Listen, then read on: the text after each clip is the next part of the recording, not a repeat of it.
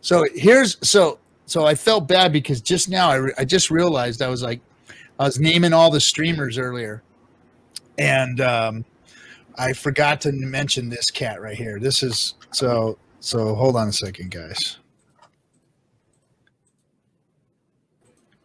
What's up, buddy? What's up, RG3? How we doing, man? How you doing? Hey, I'm doing great. I got these new glasses that light up when I talk, so that's kind of cool. That's freaking goofy, bro. It's for an 80s party that I'm going to tomorrow. Take your shirt off or something at least. You don't want to see that. We'll do that off cam.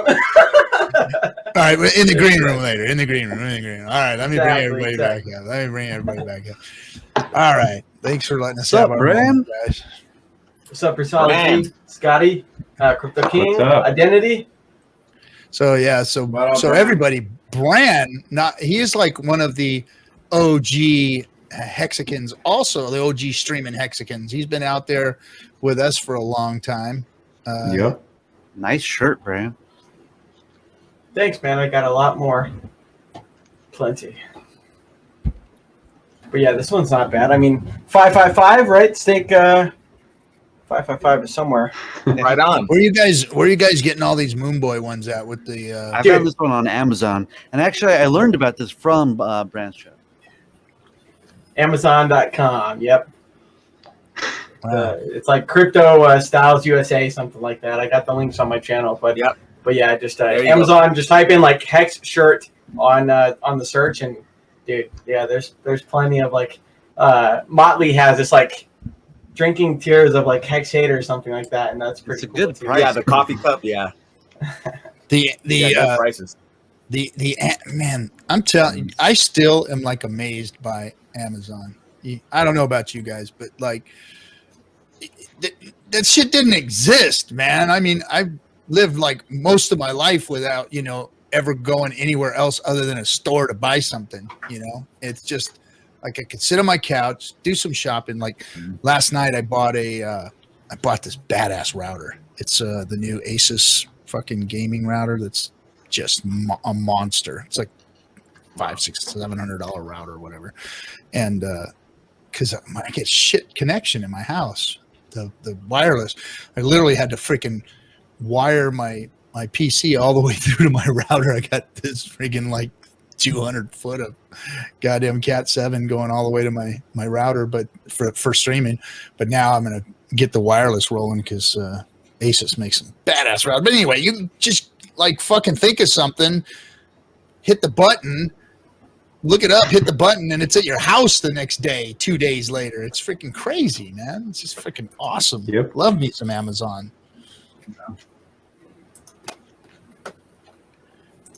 I mean, yeah, I want to shout out. Afraid of it. Shout out to my my New York City Hexicans. We'll get them in Wells Only and Back of Schmill. I see you guys in the chat. What's up, El Hexidente? Yeah, the New York Hexicans, you bad motherfuckers. I heard you talking shit about Cali the other day. Psh, you guys don't know.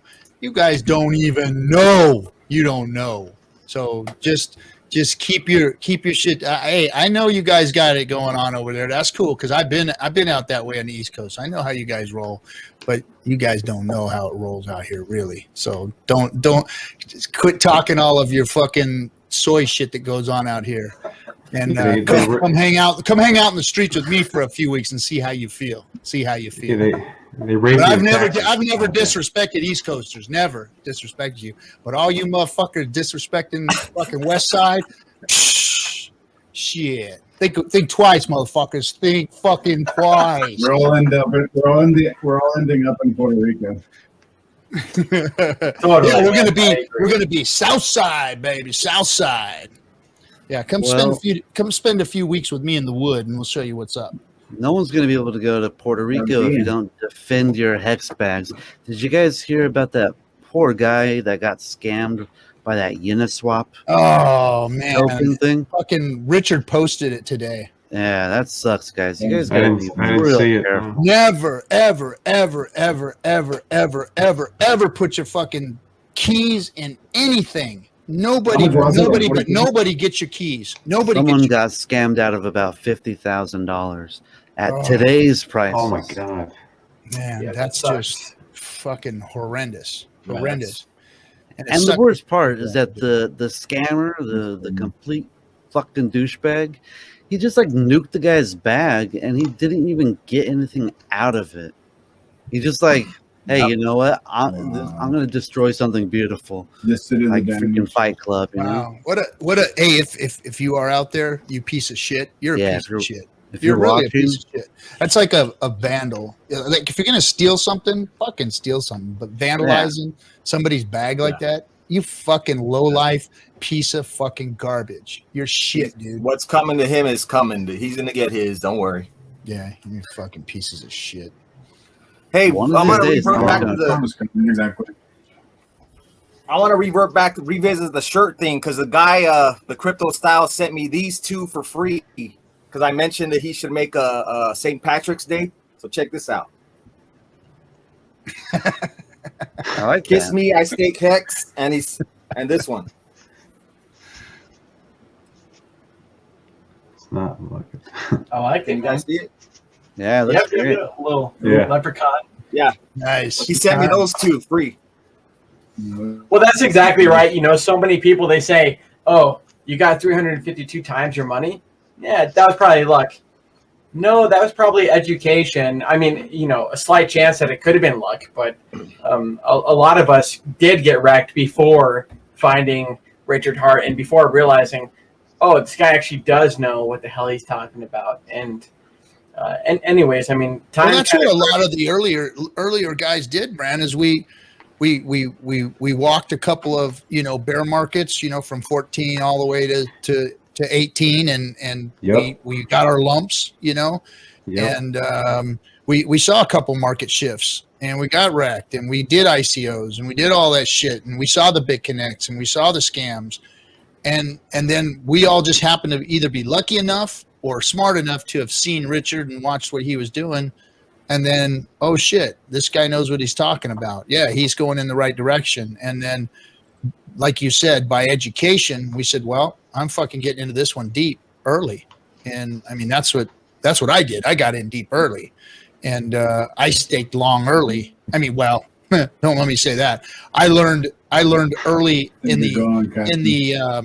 I learned early in the first 6 months that, oh, fuck, you better stake a lot longer. You may as well emergency end stake your shit when you got your principal back and shit that shit out there longer. Like all these fellas are talking about right now, like Wales and Kareem are out there showing everybody the numbers going, look, this is what shares do. This is what's happening to shares.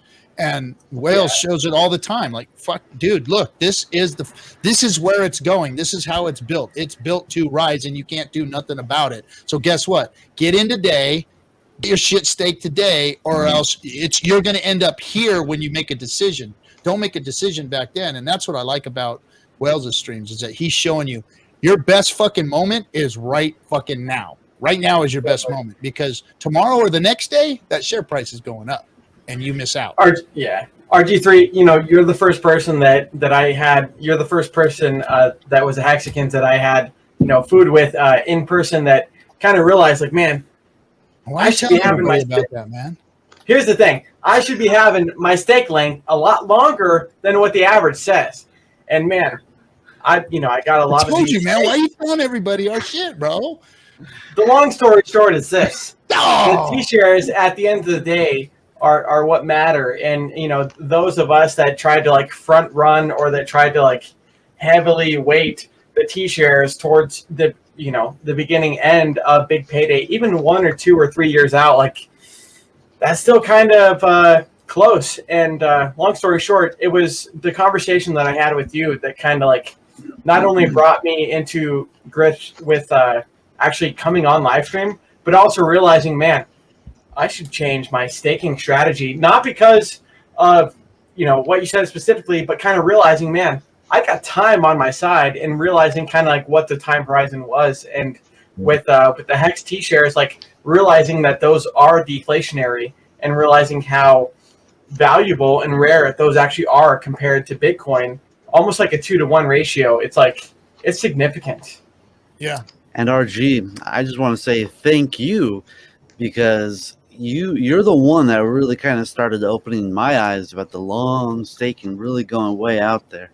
And I ended up getting a big chunk of money and just doing a whole bunch of stakes monthly all the way out for 15 years. And, if it wasn't for you, I probably wouldn't have done that. And I did it all before the big payday too. And now I'm looking at these stakes with all those big payday, bonus shares on them. And it's awesome. So thank you for that. Well, you're welcome. You're welcome. I was just, I saw when we had our first stream with Dev Kyle. That's what opened my eyes. Yep, Kyle Street. And I always knew that there was something more to shares than I was seeing. And so I reached out to Dev Kyle because I wanted to understand. At that point, I really didn't understand them at all. And so I brought Dev Kyle on. I talked to him, and he blew my mind. Back in the green room when we were just chatting, and he blew my mind. I said, "Dude, we got to put this on stream. Hexican got to understand this stuff because I don't, and I'm not doing him any justice unless I get you up here." And then what I did know was I didn't know the math. I didn't know it. I didn't get it. I'm dyslexic when it comes to the numbers thing. I'm serious. Fucking numbers. People start talking numbers. Like a lot of times it's really hard. Like I love watching Whale's chart, and because he does this macro thing. He does show the microeconomics of what's going on. But he has a way of backing up and showing you this is what the future looks like because of what we're seeing here, So I get that part of it, but then when he starts talking numbers, I fucking gloss over it and I miss it, and then I get pissed at myself because I don't fucking understand it. But Kyle came on, and the more and more we talked about it on stream, the more and more I understood. Oh shit, share price today is the best it's ever going to be. And getting as much of those shares as soon as possible and not worrying about trying to, because see, like I was trying to catch dips in the beginning. I was trying to catch, like every time it hit 1 million hex per ETH, I was like, boom, I'm buying me a stack of freaking hex when it hits 1 million. And I was just kind of stacking it all up at first. And I was making a little stake here and there. I was kind of like doing my event stakes, like I said, my anniversaries, my birthdays, my kids' birthdays, college, when I thought college was coming, I put a little, wedding thing for my daughter, if that ever happens. I did some things like that, just kind of event stakes. So I was just playing around with it and then gathering hex and trying to buy dips. And I'm like, wait a minute, I just need to go all in on a fucking million hex day and million hex per ETH day, go all in, and then just fucking make some ladders now, get my shit together, because the longer and longer I wait, the worse and worse off this is going to get. And so I FOMO'd into building a staking ladder, and I FOMO'd into building my staking wall and my 15-year wall that I have. And so I FOMO'd into, what's that? What was it? Did I miss something? I'm sorry. Anyway, so I FOMO'd into all that, built it all out, and then staked it all out. And then what happened was I realized that's staking wall. I remember that one too. I did a staking wall. Oh man, it sucks when you're lagging like that. But yeah, so after all of the stakes were done, I realized that really the rate of the share increase wasn't that bad during the AA. I mean, we only lost like 10%, I think, through the whole thing by the time it came due. Big payday. Yeah, and now it's rising exponentially. We're already starting to see huge increases in share price. I mean, what are we at, $320 or something today? You're muted, Bran. You're muted, bud. Unmute. Sorry about that. It's incredible, RG3. The system itself has worked 100% uptime, and it's worked exactly like Richard has talked about. The share rate itself in Hex never goes down. It only goes up. Obviously, the share rate versus the US dollar fluctuates. But it's amazing to see how the system has worked so flawlessly. And I agree, man. I'm just grateful to have fucked up so much to the point that I realized, hey, Richard Hart, he's the only guy telling the truth as opposed to all these other shillers, right? And then listening to Richard and taking his advice and realizing, hey, maybe I don't know everything in the world, and maybe I should listen to people that actually have more experience that mined 50-cent Bitcoin blocks. Exactly right. Exactly right. Yeah, I Somebody mean, was smart enough. listening to your streams, though, RG. I mean, we go back to the beginning, like the first, I don't know, month, 2 months of the project. I was inspired by Brennan, the whole monthly staking for 15-year ladder. Built that whole nice looking ship thing he had. I remember that. And I built that whole thing out. And then I was watching your streams, and with things like DevCon, I'm learning about the T-share stuff. And it's like, fuck, do I really need this money in a year? Do I need this money in 5 months? Do I need it in 2 years? I don't need this stuff. So why don't I just take that emergency and stake it and just throw it out 15 years? Just keep throwing it out farther out. And I mean, your streams really opened my eyes. It was great watching you guys. I learned a shit ton. So I think what's going to happen, and COG just mentioned it right now. So my mind has changed also. I've learned something about my wall. So I'll explain it real quick, and I'm going to answer to what you just said and what COG said. So he said the wall will never come down. The interest will far outweigh the principal, and you don't want to end stake that.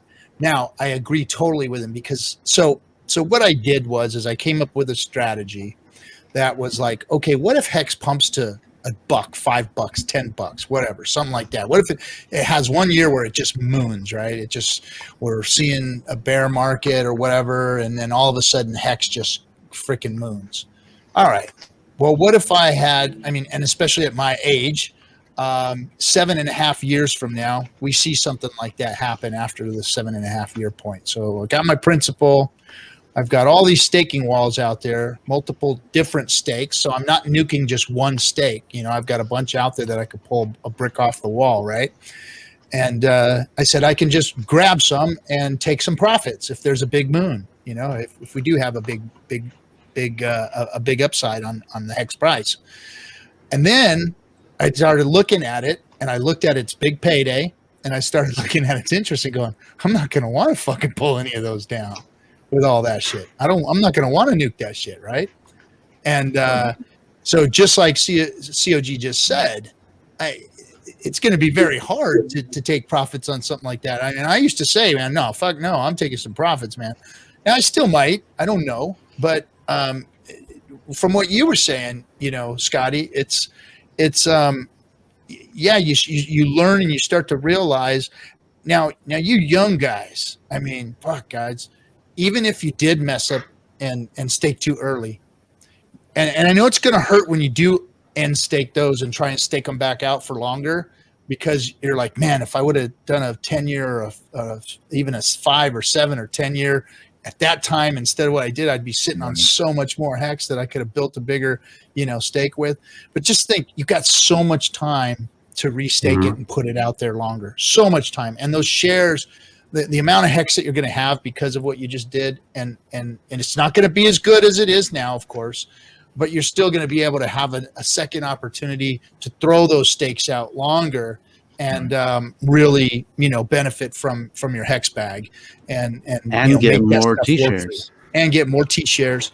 It depends upon the T-share price at that time, how much more you're going to get, but yeah, So don't think all is lost, because if you're young, you still have a lot of time to capitalize on the shares. Because, guys, one day T-shares is going to be gone, and it's going to be B shares, and then B shares by the time 15 years comes up, nobody going to be talking about T-shares. It ain't going to be T-shares.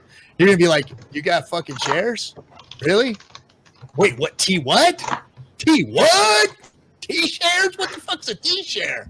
I can already see it now. They're going to be like throwing derogatory words at us, like, all right, T-Rex, Mr. T-share, you dinosaur. Genesis share, motherfuckers. Only dinosaurs have freaking T-shares, you T-Rex motherfucker. I'm telling you. Hey, what's up? Hey, Hex Toshi. Thanks for the 555, buddy. Thank you, bro. Thank you. We appreciate it. Can Brand decipher his little message? Which What's message? The super chat, Hex Toshi's. Oh. The 5 with I mean, just Cuatro Cinco. I mean, at the end of the day, it's all about the T-shares, right? And you can literally triple your T-shares from 1 day up until 3,641 days. And at the end of the day, what people don't realize is that is the equivalent to an analog version of compounding interest, or the equivalent of Bitcoin mining hash rate. And just imagine if you had that Bitcoin ASIC miner, but you didn't have the electricity bill, and you didn't have the cost of the noise and all these other things, the overhead, right? And that's exactly what Hex is. And when RG3 mentions that people like myself, I mean, I'm 24 years old, I've got time on my side. And that's a huge benefit to people that might be starting off a little bit slower than, say, other people that they're comparing themselves to. And when you really realize it, it's all about the shares itself, and it's all about how long your time horizon is. Yeah. Yeah. By the way, fuck off, Pfizer. Fuck off. If one hears some really amazing moon math, I was just curious, what's the minimum amount if you were to be like stupidly overly conservative on everything inside the Hex system? What's the minimum amount you think you could probably stake to get maybe $1 million in 15 years? And you have to assume just the price of Hex. So let's say the price of Hex is $1. That's it. 15 years from now, $1. That's pretty conservative. What do you think? Let me see here. So if you take 175,000 Hex and stake that for 5555, you got 30 T-shares. And let's be even more stupidly conservative here. So right now it's paying you per T-share 5.8 Hex a day. So let's say that stays the same, which it's not, for the next 15 years. We all know it's not. You do that math, that's just shy of under 1 million Hex you're going to earn in interest. So 1 million Hex over 15 years, it's $1. That's $1 million. It's pretty nuts. And that's if you want to be stupidly those are very conservative numbers. Exactly. Stupidly conservative. Because that payout per T-share, it's at 5.8 now. When you get to 5 years, I mean, that's going to rocket up. Because that's the average stake line for everybody. Get that one, Hex Clips. That'll be a good one to look at 15 years. I was doing similar math rocket, for yeah. someone on Twitter.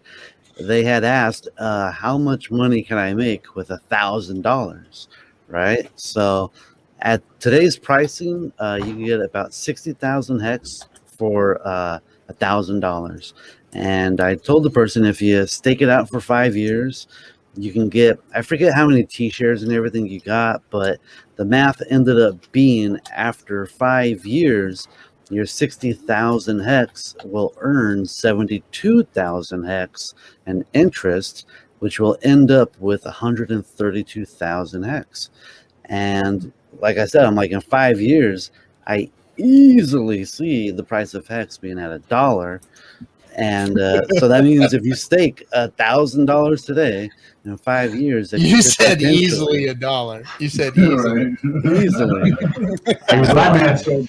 That's 15 years for $1. I mean, I think mine's a little more conservative. $132,000 for a 5-year stake. That's pretty awesome. Yeah.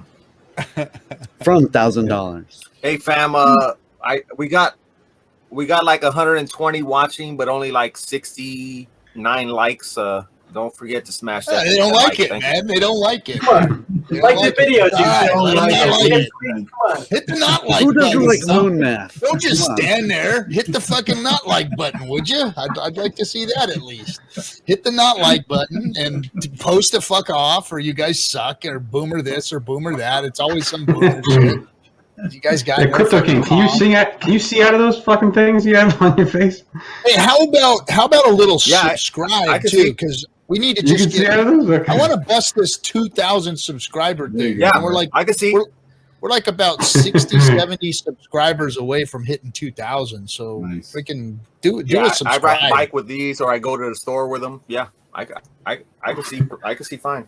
Okay, let's talk about the glasses. That's more important than fucking telling people to subscribe. Subscribe, goddammit. Come on. What are you pissing us doing? Come on, son. Subscribe to RG3. Let's get 2,000. Come on. You plebs. Smash the like, right? Set up another account. Come on, son. He's always flashing that sign at me. He takes pictures of it and sends it to me. Yeah, all kinds of in a notifications. freaking corner in Japan. Come on, son. Let's see. Yep. I don't know what I'll do with all that money. Yep. I don't know what I'll do with all that money. You know what? Yep. It's not about the money. It's about the hex. What are you going to do with all that hex? What are you going to do with all that T-shirts hex? too. What are you going to do with all that hex? Are you going to spend it, or are you going to make generational wealth out of it, you young guys? I'm trying to maintain the same Brand level just T-shirts. told me. Brand just told me, yeah, that's my goal too. Brand just told me Yeah. that he's going to be under 40 when the first 15-year stakes are done. He's going to be under 40. That's like fucking crazy, man.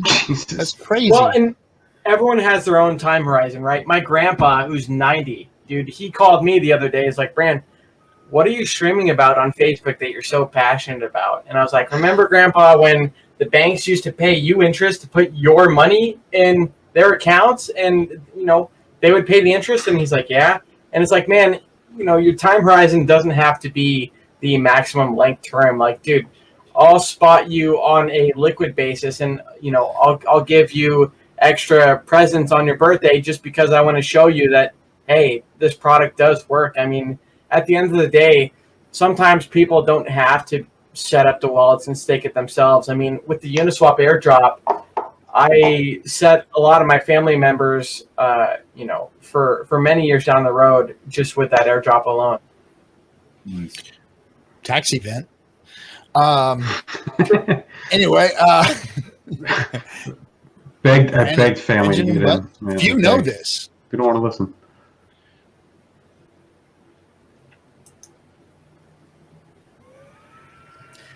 But like I said, I'm super excited about the Pulse chain. It's going to help us be able to really utilize Hex like a lot better than it is right now.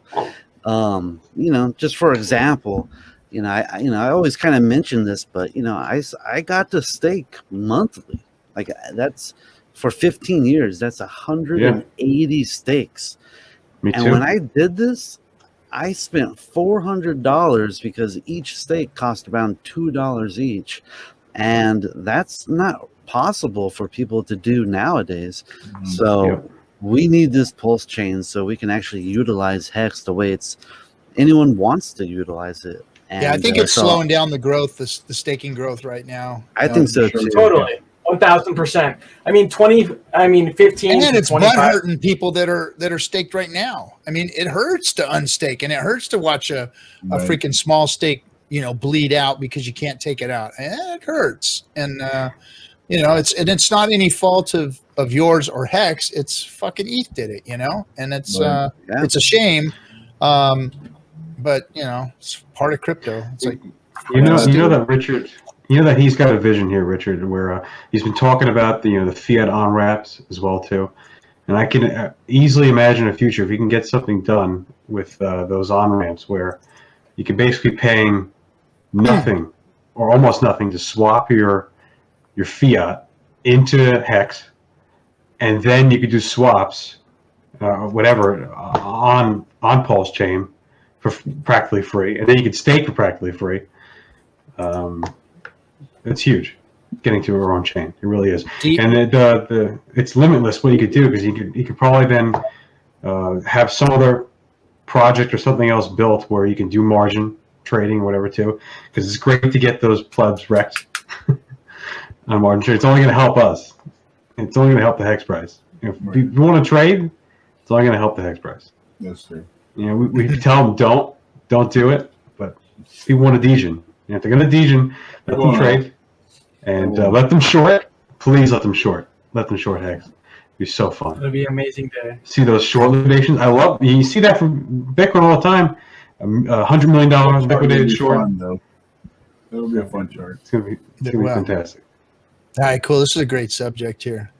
Hex Cuddy, at Crypto Goose. Wife accumulation. What was the other one he said? He said Hex is 15 years will be wife changing, not life changing. All right, let me pop your bubble, Crypto Goose, real quick. So if you've been married to somebody for 15 years, guess what she just did? She just wrecked your bag by 50%. And you're going to end up having the fucking end steak Can't that wait is for that end her. steak. So let me just tell you guys right now, if you're going to get married, choose wisely. Stay with it. Stay with it. Stay with it. Just choose wisely and stay with one of them because, man, you don't want to play that game. And I've marry seen a more men. rich girl so you can get Exactly. the Find one alimony. that's in Hex, and but I'm telling you guys right now, man, it's I've seen that wreck more men than any bad crypto, any rug pull, anything. You marry wrong and you've wrecked yourself for fucking ever. And especially if you squeeze out a couple of kids, you're wrecked forever. All right, guys. Here's you're what you do. Someone has to marry Sammy Chica. So if you guys ever get I divorced, think Sammy is married already. What are you talking about? Oh, is she? I don't know. Sammy will fuck you up too, so don't mess with Sammy. Your wife is your most your wife is your most your most important financial decision. I ain't fucking lying to you guys, man. There isn't a truer statement. There isn't a truer statement in crypto, in life, anywhere. Your wife is your most important financial decision because I'm telling you, that person right there. What people don't realize is that marriage is just a contract.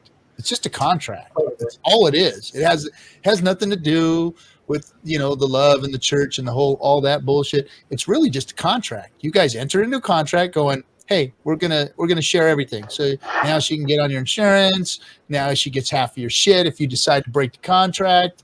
That's just the way it is. It's a contract, and you're signing in a contract for what? Well, they each your own decision on why you do that. But marry wisely. Marry wisely. That's all I can say. I've been married for 20 years, and I couldn't be happier. I know that my marriage is fucking stupid is what wait, no. I'm gonna marry Serena and take out. Yeah, Serena's probably wait, what is it? Oh, this is what Markable said. Hey, if you're single, you don't have to. Hey, Markable's got it the idea right? Let's see. What else we got in there? Who the fuck is Mary Wisely? Yeah, right. Who is that? I feel so much better about it now, RG. Oh, what about your marriage or about not getting married or thinking about getting married? Just, think about it. Hey, we got the DS pump going on, guys. DS pump. Whoa! Unwrecked. Throw us some Australian. I don't know what 111. Is that Aussie money right there? Is that Aussie dollars? It's about $1.11. No, I don't know what it is, but thanks. $84.48 US dollars allegedly. Wow. Wow. Awesome. Thanks, Unwrecked. You are. Badass. All right. Well, looks like we know who sold, right? Huh? I'm watching you, Unwrecked. A kangaroo court. Yeah. Now, Unwrecked is when he and I first, Unwrecked is like in the when it comes to the end of the cutthroat rooms, he like we'll be talking about some shit, and then all of a sudden he comes in and he just goes off and just throws some crazy shit out there.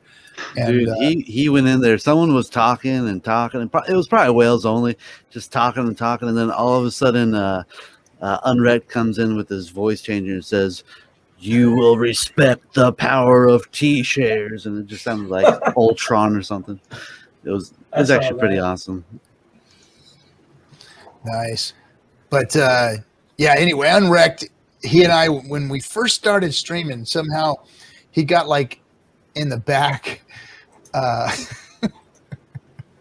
gonna put this one up in a second after I tell this quick story.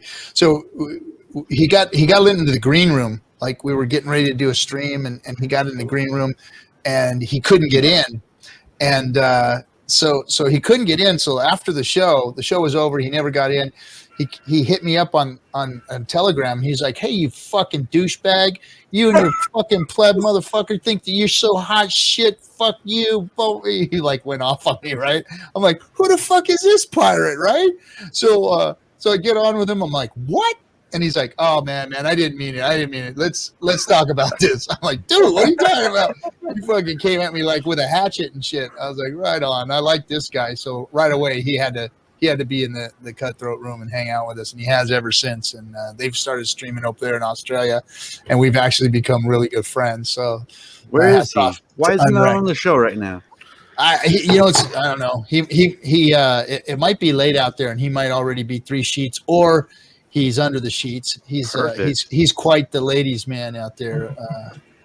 He comes in and lets us know regularly about his exploits, and sometimes we get pictures. It's really cool. When he's all dressed up and has a haircut, he looks like he cleans up well. A young Brad Pitt almost. It cleans up well. Okay, so now one of my other freaking troll friends here.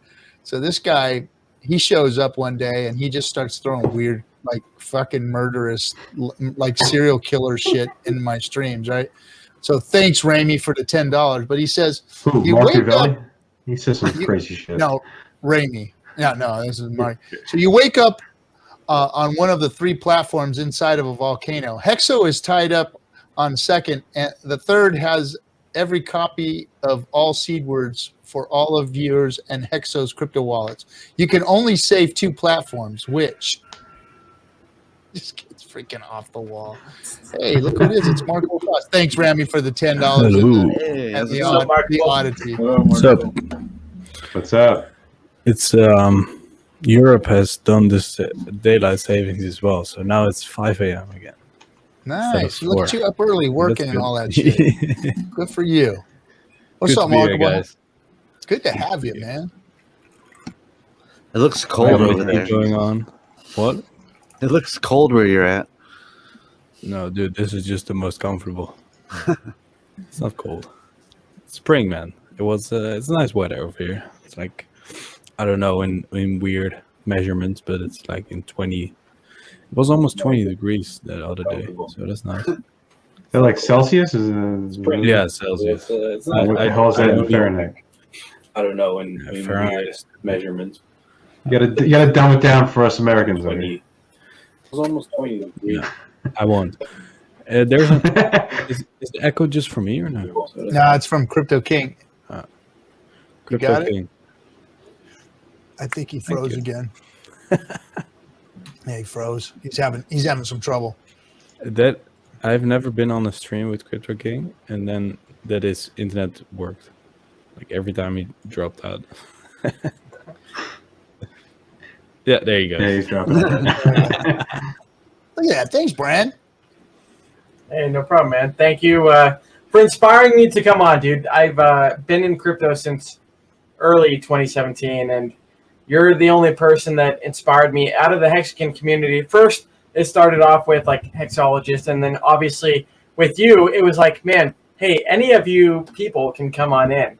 And it was like, man, hey, this is kind of like my kind of crew and my kind of pirate ship. And so joined the first stream with you, and I think I still might have that on my channel or your channel. And man, it was super like embarrassing and almost nerve-wracking because I was on my phone. I didn't realize that the desktop is the best way to do it with StreamYard, and then also with headphones, but yeah, I appreciate the opportunity, man. You're the one that kind of helped me get out of the shell and actually start posting content that was Hex related, because I was always passionate about crypto and what it could do from like a cypherpunk, realization and ideology. But you're the one that kind of introduced me to like, hey, just join the StreamYard thing. It's all you got to do is just turn on your webcam and mic. So that was pretty cool. Yep. Well, I'm glad you're here, Brand. I'm glad that the first stream you came on, you just sat there on your couch with a big grin on your face. And it was like, Was he wearing a tank top? Nice. Is wearing his tank top. Possibly, yeah. Is just hanging there with his shorts on, his junk hanging out. Was he making a chicken wrap? I think Got so. the eye of So- Captain RG. Now we got an OG freaking joining us right now. Now this is another one of the early Hex streamers, and it's Timmy B. And he's got a new studio because he's all retired and he can afford good shit now. What's up, Timmy? Hey, how you doing, RG? How's my sound? It sounds Sounds like you're a pretty little shitty. far away from your mic, but it sounds okay. All right, I'm using my phone, so I don't know how good the quality's going to be. This is my first time streaming here. I can Okay. hear you. Yeah, it would probably work better if you had like your headset plugged in and the mic there close to you versus using the mic from the phone. But it sounds good. We can actually understand it sounds good. So thanks, El Hexadente, for the 369 and Bakishamil, right? Bakishmil. Are we pirates? Are we pirates of crypto community? Yeah, we're just pirates, man. We're just crypto pirates. I'm so excited about Vegas coming up. Dude, that's going to be so much fun. Just bar hopping, going from place to place. That's going to be really cool. Yeah, we're gonna meet some of you guys. Yeah, I wish I could join, man. We're going to show you all. I thought you were going to make it, Markable. What happened? RG is No, I'm not not going going to to short make it. it. I'm stupid. I can get more T-shirts. You can get more t-shirts. Yeah, okay.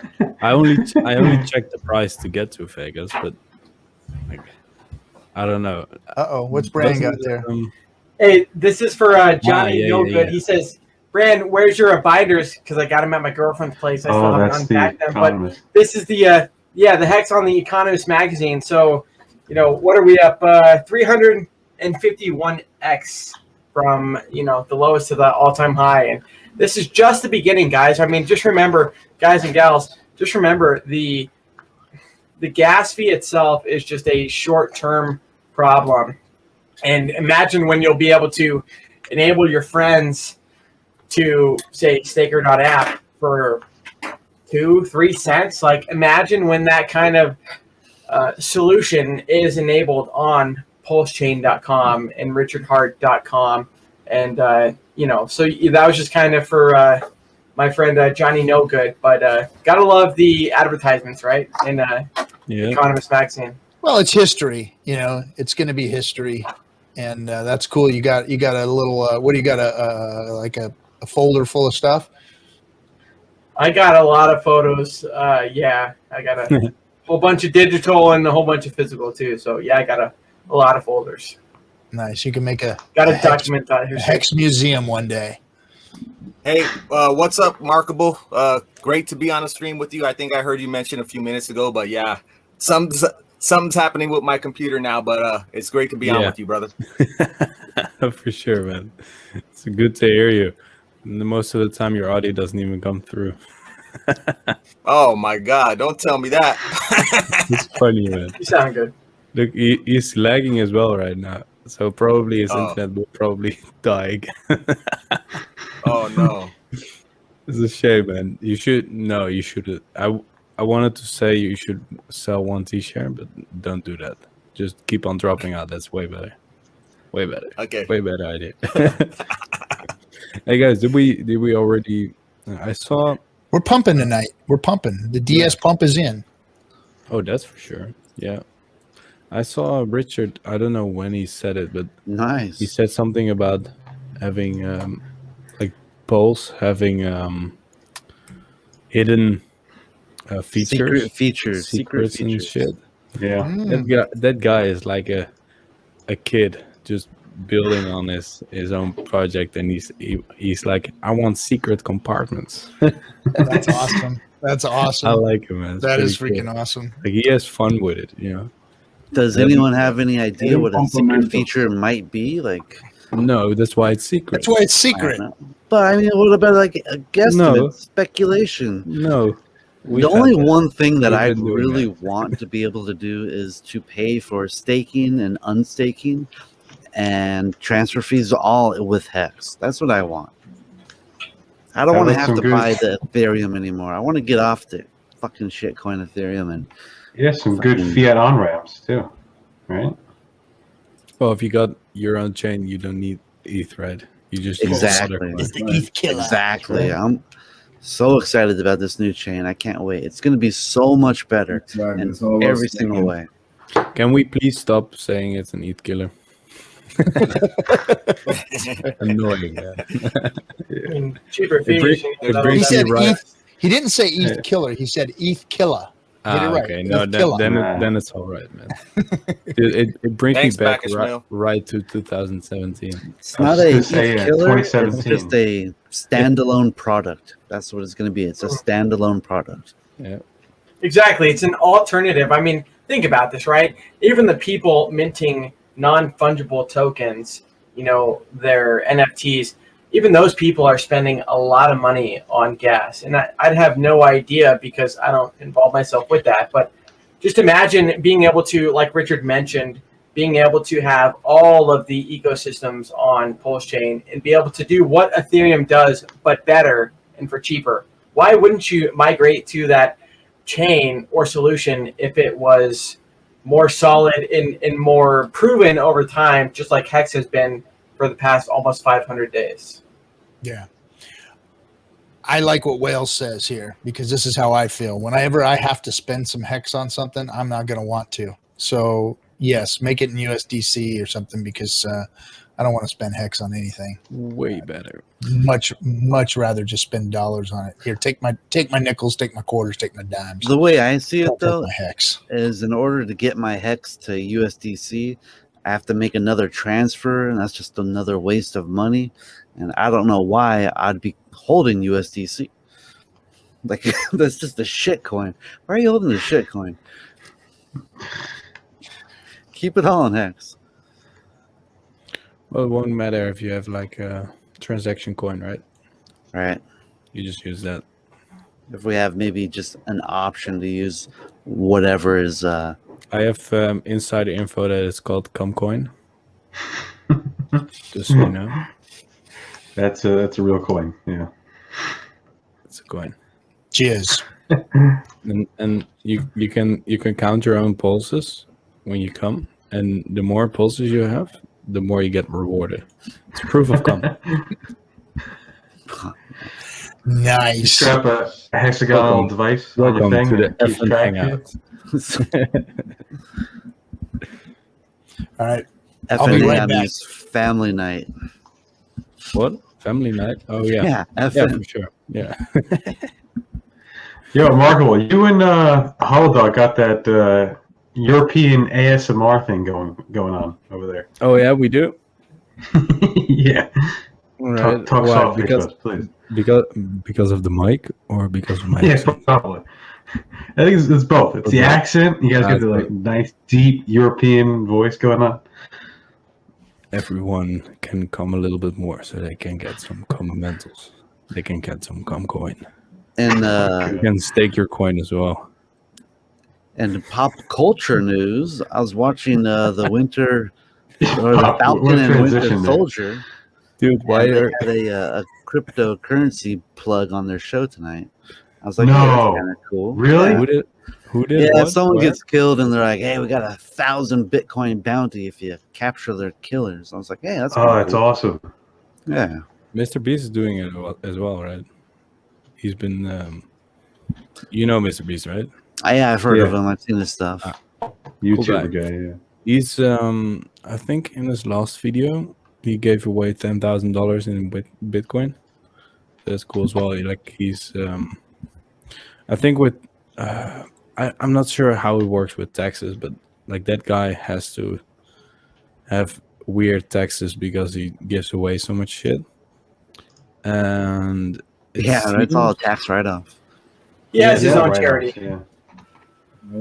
Yeah, makes sense. Yeah, I don't know, but anyway, he's using Bitcoin now as well as a giveaway, so that's pretty cool as well.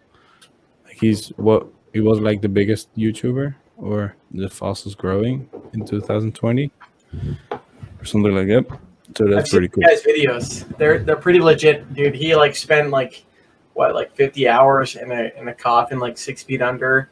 Yeah. I mean, the guy himself, he'll do things like arbitrary, random challenges that are unique, like going to a fast food like 1,000 times in a day, and other things obviously too, right?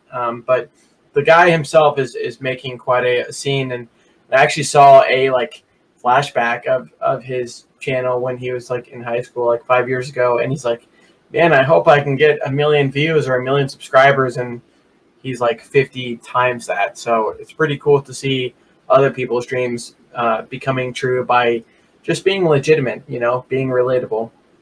Just hard work, man. Hard and smart work. Like, he wasn't successful, but he just kept on going. And at some point, he just figured it out. And yeah, from then on, it's easy, right? From then on, he's just making and making and making. Like, I heard his ideas to have a whole Mr. Beast campus and to have different sections on that campus where different content creation teams will be making content on gaming, on I don't know, whatever, cooking, on just anything you can imagine. They will have a content creation team ready to be making that, and they'll just be full-time making that stuff. That's the next level of content creation, where people really just like, people already get paid to create content, but like, they're part of a bigger ecosystem. Like, for example, Mr. Beast.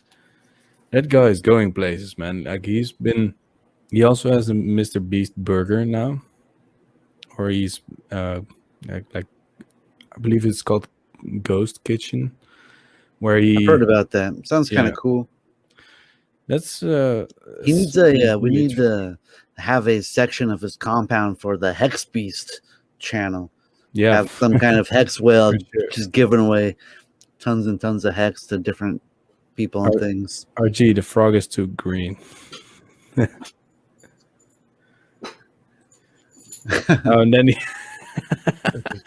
I saw that on your Twitter, RG.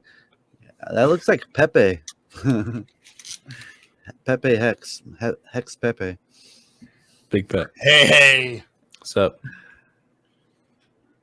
That's a cool frog, man. Yeah, my daughter made me a Pepe. She made a pirate Pepe. Oh, you can't see him because he's green. Mm-hmm. Say, put him up against there. No, he disappears, huh? Yeah. Yeah. It looks good. Yeah. I woke up and it was laying there on the nightstand. Thought that was cool. She's making accessories for it too. So I know one of Papa B's kids made the Hex logo in a like LED background, and you know it's awesome to see, right? Hex is so inspirational that, I mean, just like with you know, coin market cap and things like this, the Richard or whoever is behind Hex doesn't have to pay whoever is at CoinMarketCap just to be at the proper ranking, right? I mean, that's just a gatekeeping. You mean extortion, right? Extortion. That's exactly what it is. And people like Clay with Nomics that you're going to have on hopefully soon. Next week. They're legitimate. Yeah, they take the honest data and they pull it like it should be, right? Like the actual advertisement of their website says, which is honest data, not this, you know, curating BS where like, oh, it is an extortion racket. No, it's legitimate. And I feel once we're on our own chain, we're going to get even more transparent data that's going to be pretty awesome to keep track of. Aren't you guys getting sick of those lights on your glasses, or don't you see them? Brand. We can see your whole screen now, Crypto King. Oh, doxed. What is it? Freedom? There you go. They get tiring for a few minutes, and then I just relate to the LED that should be going. He can't. There you go. Your background. There it goes. Nice. Nice.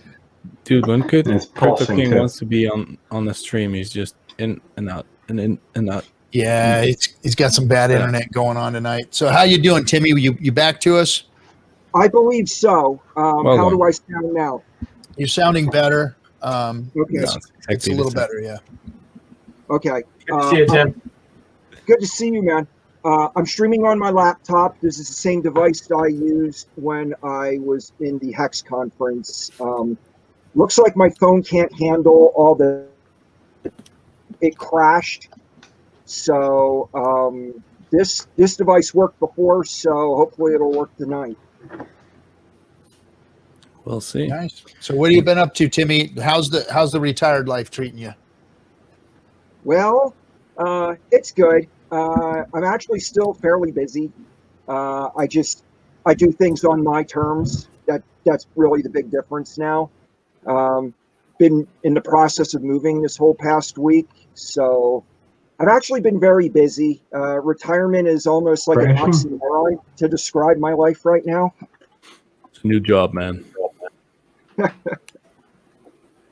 Hey, sorry guys, I'm back. Welcome. I can see It's fine. okay. It's okay. We accept your apology for being bad. We can handle it. Let's see.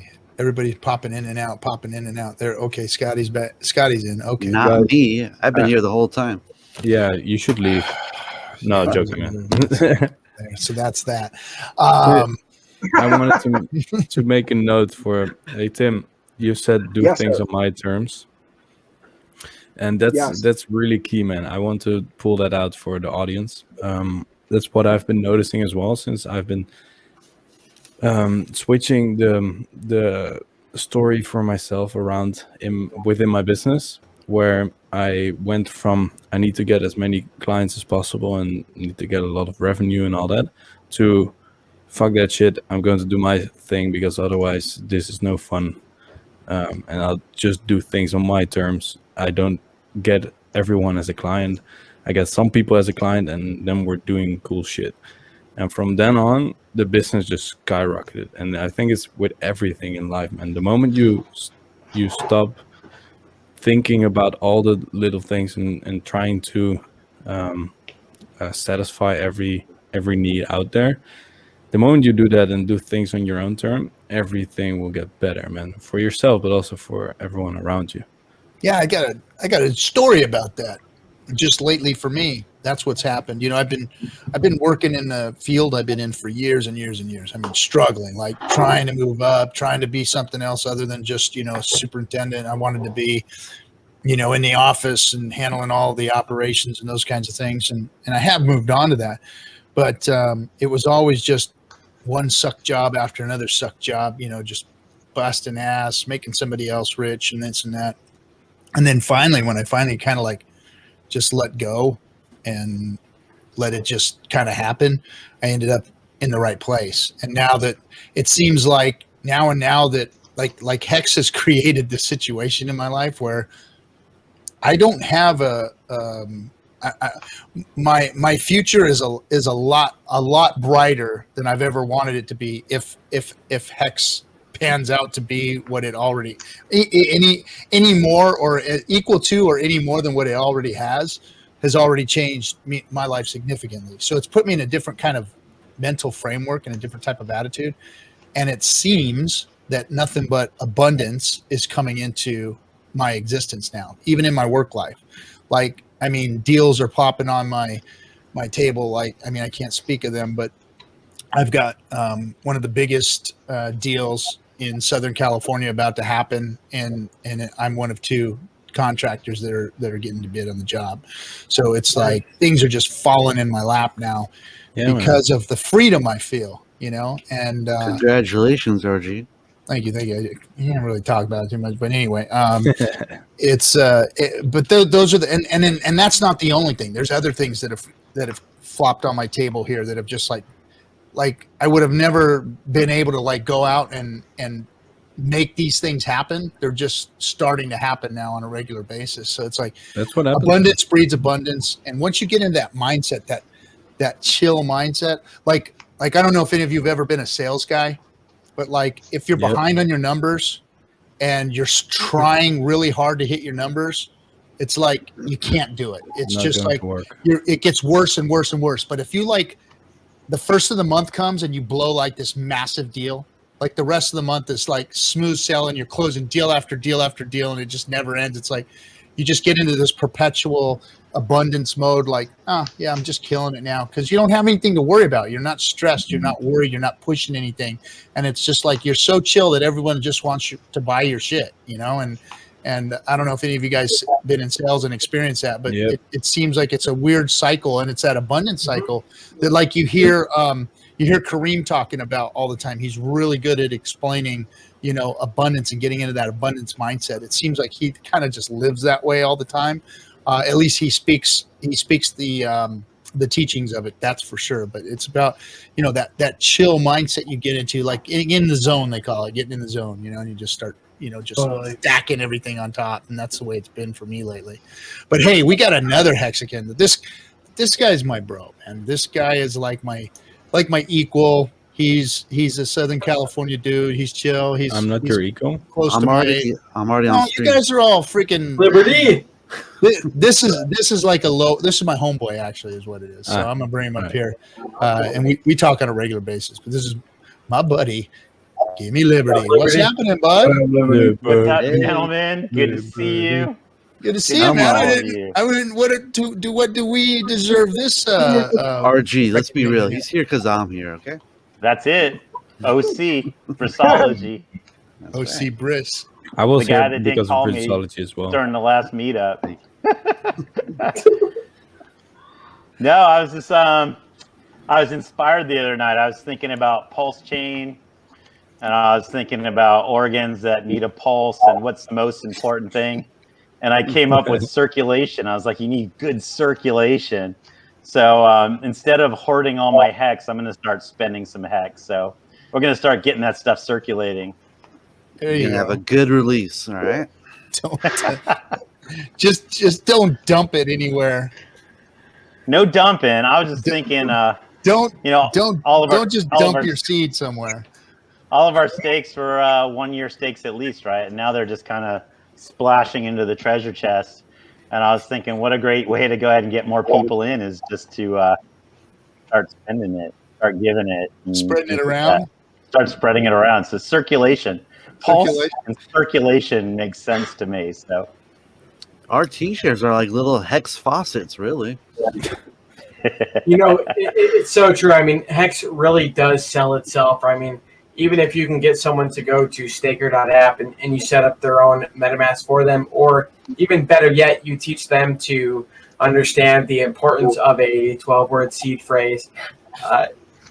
Staker.app is legitimate. And if you can give someone in the future, hopefully, pulse chain via Hex, that's going to be a lot cheaper to onboard, then it's going to be even better, right? The people that want to spend $100 to $500, they can actually spend it versus paying 20% of their onboarding cost in fees. What's a staker wallet cost now? Was it 30 or was it 60? I think it was, last time I heard it was $60.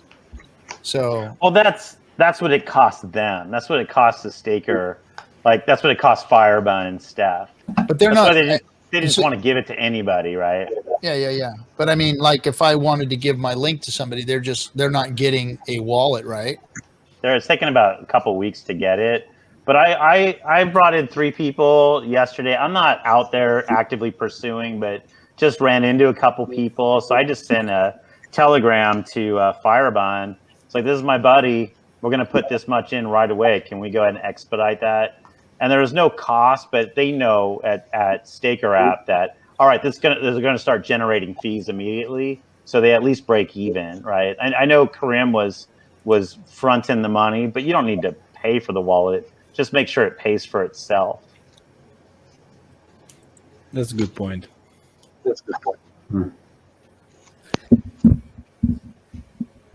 So what I meant, sorry, if we can go back to the sales jobs, I'd like to talk about mine. One of my first jobs was a sales job. I used to sell vacuum cleaners door to door. Kirby? Yeah, the Kirby. You were the Kirby guy? Ooh, yeah, that was That freaking- son of a bitch does everything but like turn into a sex doll or something, right? I mean, that thing. No, will, you like, can use it as one. yeah. You can use anything as a sex doll. Yeah. Oh, markable! You freaking Europeans, man. But, You guys yeah, fuck it was- anything. Yeah, Kirby's were legit. I remember the hardships of being a freaking Kirby salesman, and now I'm a Hexican. Look at me now. Well, yeah, that glowing personality. What's a Kirby? I'm going to look it up right. Vacuum. It's a vacuum cleaner that like it's a air compressor. So it's here's the deal. I it's was the selling best that damn thing vacuum door cleaner to on the door, planet. and this was Weighs like like 10 years ago, and I was selling them for $2,000. It's a Oh, yeah. $2,000 vacuum machine. It's like $3,500 now, I think. It's probably more than that. Did you throw dirt all over their floor? Like, No, it's already in there. It's a really good machine. It really, I mean, they are. They're like the best damn vacuums on the planet. You know, it comes like with this like little display bag that has like these like little white disc, and the whole like trick was to just vacuum up enough to where you put a little bit of dirt on the white disc, and then you pull it out, you set it down, you put another one in, and you do that like 100 times, and you just have 100 little white discs with like dirt all over them, all over the place, and you see, that's what's inside your carpet, and Right. this is why this vacuum cleaner is superior and why it costs so much. How many do you need? How many? Yeah. It's like you just screwed up my fucking rug, dude. Clean the whole thing now. You know, that's the thing. You go, we will clean one room, and they're like, all right, one room, yeah, sure, completely free. But yeah, sales jobs. Anybody else have a sales job back in the day? Yep. Well, not back in. Yeah, kind of back in the day. 3 years Still ago. in the day? No, I was selling electricity contracts from door to door as well. That was interesting because right at the beginning, like I got that job just to get better at selling and get better at just socializing with people because I was terrible at it. Like I rang the door at the beginning. I can remember the first day I did that. I rang the door and I was just hoping that no one would open. And then after that, I could only say hi, and then that was it. I couldn't do anything more, man. I just froze, and then I just went to the next door. It is yeah. the most important skill on the planet. Yeah, man. If you I can really- learn how to sell, then you will always have a job, and you will always have a high-paying job. I really think everyone should do that job for at least half a year or a year. Go from door to door or do some kind of cold calling Telemarketing. or whatever. Yeah. Because what I've been doing, like I almost got fired within 5 days because I couldn't sell anything. And then, so my twin brother, he was really good at selling stuff and he was in the same company. And so my sales coach asked my brother, hey, Mark is not performing well. I'm going to fire him. Should I give him a little bit more time? And my brother said, yeah, he'll figure it out. And that was the good option because at the end of the year, I was the fifth place volume of sales in the Netherlands that I did. Just one. I only sold like 1 day a week, and I was still in the fifth place of the entire team throughout the whole country. So that was pretty cool. And that was only, again, because I learned my shit and then I just let go. Then I just hanged around on the street and just sold whatever I wanted to sell. And then at some point it got so bad that I would just be smoking on the street and just hang out, teach other people how to sell and not sell anything at all because I didn't feel like it. And then at some point my sales coach called me. This was like when I was almost a year in. He called me and he said, Mark, what the fuck is happening? You haven't touched a single door, because he can track that because we have to put it in. He said, dude, you haven't gotten to a single door in 3 hours. What are you doing? I said, yeah, I don't feel like it, man. But I'll sell some. He said, "Yeah, you you damn sure you're going to sell something." So then I went to like the first 2 doors that I went to. I sold the contracts, and like the normal was like 2 or 3 contracts. So I was like, "Yeah, that's it for today," and I'll go. A lot of it's in your Cool. mindset. You got to just have that mindset. Yeah, man, definitely. of It wasn't people- just because I was just chilling, and people love to buy from cool people. Yeah, you know, a That's lot of that's it. if you carry a positive energy, it really helps. Yeah. All right, guys, I gotta head out. Actually, it's great talking to you. All right, Scotty, right. good Thank having you, Thank bro. you, Scotty. Turns Have a out nice day. Scotty does know. Nice I meeting you. try. Yeah, buddy. Nice meeting You you ever guys. get the I miss you already, Scotty. Have a good one. You ever get the lonely housewife that starts offering you a glass of wine? Hey, Mr. What? Oh, Sales jeez. Guy, Oh, boy. Here we go. how would you like a glass of wine? Can I fix you a stiff drink? You know what else I used to What do you sell mean? door to door? It was the ADT alarm systems. Dildos? No, not quite. ADT alarm systems. They would always take us to these brand new housing tracks that were just constructed, and people like starting to move in, and you just knock on the doors. Can we sell you a security system? And then they're like, "Man, you guys are here every freaking day." Yeah. I'm like, "Oh man, it's No, my that's first it. time here. My boss dropped me off." Now you can't No. even answer your phone these days, right? Every call's like a sales I call don't these answer days. my call. No. I like now my phone warns me. It says telemarketer or it says Oh, that's cool. Scam likely. scam likely or something like that. I'm like, oh, cool. I don't have to answer it now. They should do that with crypto. Scam likely. There you go. They do. They've done it with Hex from the Yeah, beginning. but Dude, no then shit, man. Now Hex has a verified check mark on Yeah, that's pretty etherscan.io. So That's great. that's awesome. I mean, Richard Hart has richardhart.com. We've got these things that are happening before the Lex Friedman, the all awaiting Lex Friedman interview and podcast. And I think it's smart to possibly solve some of the onboarding solutions and fees for the short-term cycle and the long-term future of Hex, because if you're going to have such a possibility of magnitude in such a, I mean, today we saw the Economist magazine, like I showed you guys before, but even things like this that can kind of spiral into the upwards S-curve of the adoption, I mean, it pays to be able to onboard every single person that sees the podcast. Yeah, one of Bran, the I have most a question for you. powerful tools in our tool bag is we're building up a community of long-term holders, and that's, I think, way more powerful than almost anything else. I mean, all these other communities are all about pump and dumping and getting their quick share real quick, and we're building up a community of long-term holding mindset, and that's what's really gonna drive Hex far into the future. And I know that when I saw other Hexicans start talking about doing 555 stakes, it made me personally a lot more comfortable with it. And remember then at that's first when I started doing it. At first, you weren't. You were like, "Oh man, I haven't put my Yeah, stakes exactly. out there that long." Hell no, I was back in 2019.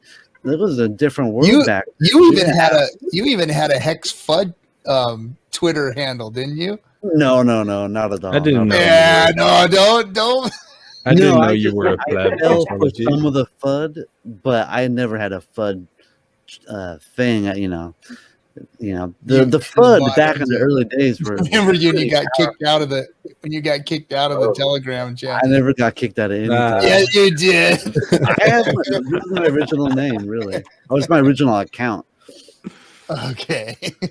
But Son no, of I a never Rick got Flip. kicked out. I just probably got worried about something stupid, and then people were like, "Why are you worrying about that?" Yeah, I was like concerned troll. concern That was troll. my Concern thing. I was a troll. concerned You troll. were a Like, oh my concern god, but not really, not that bad.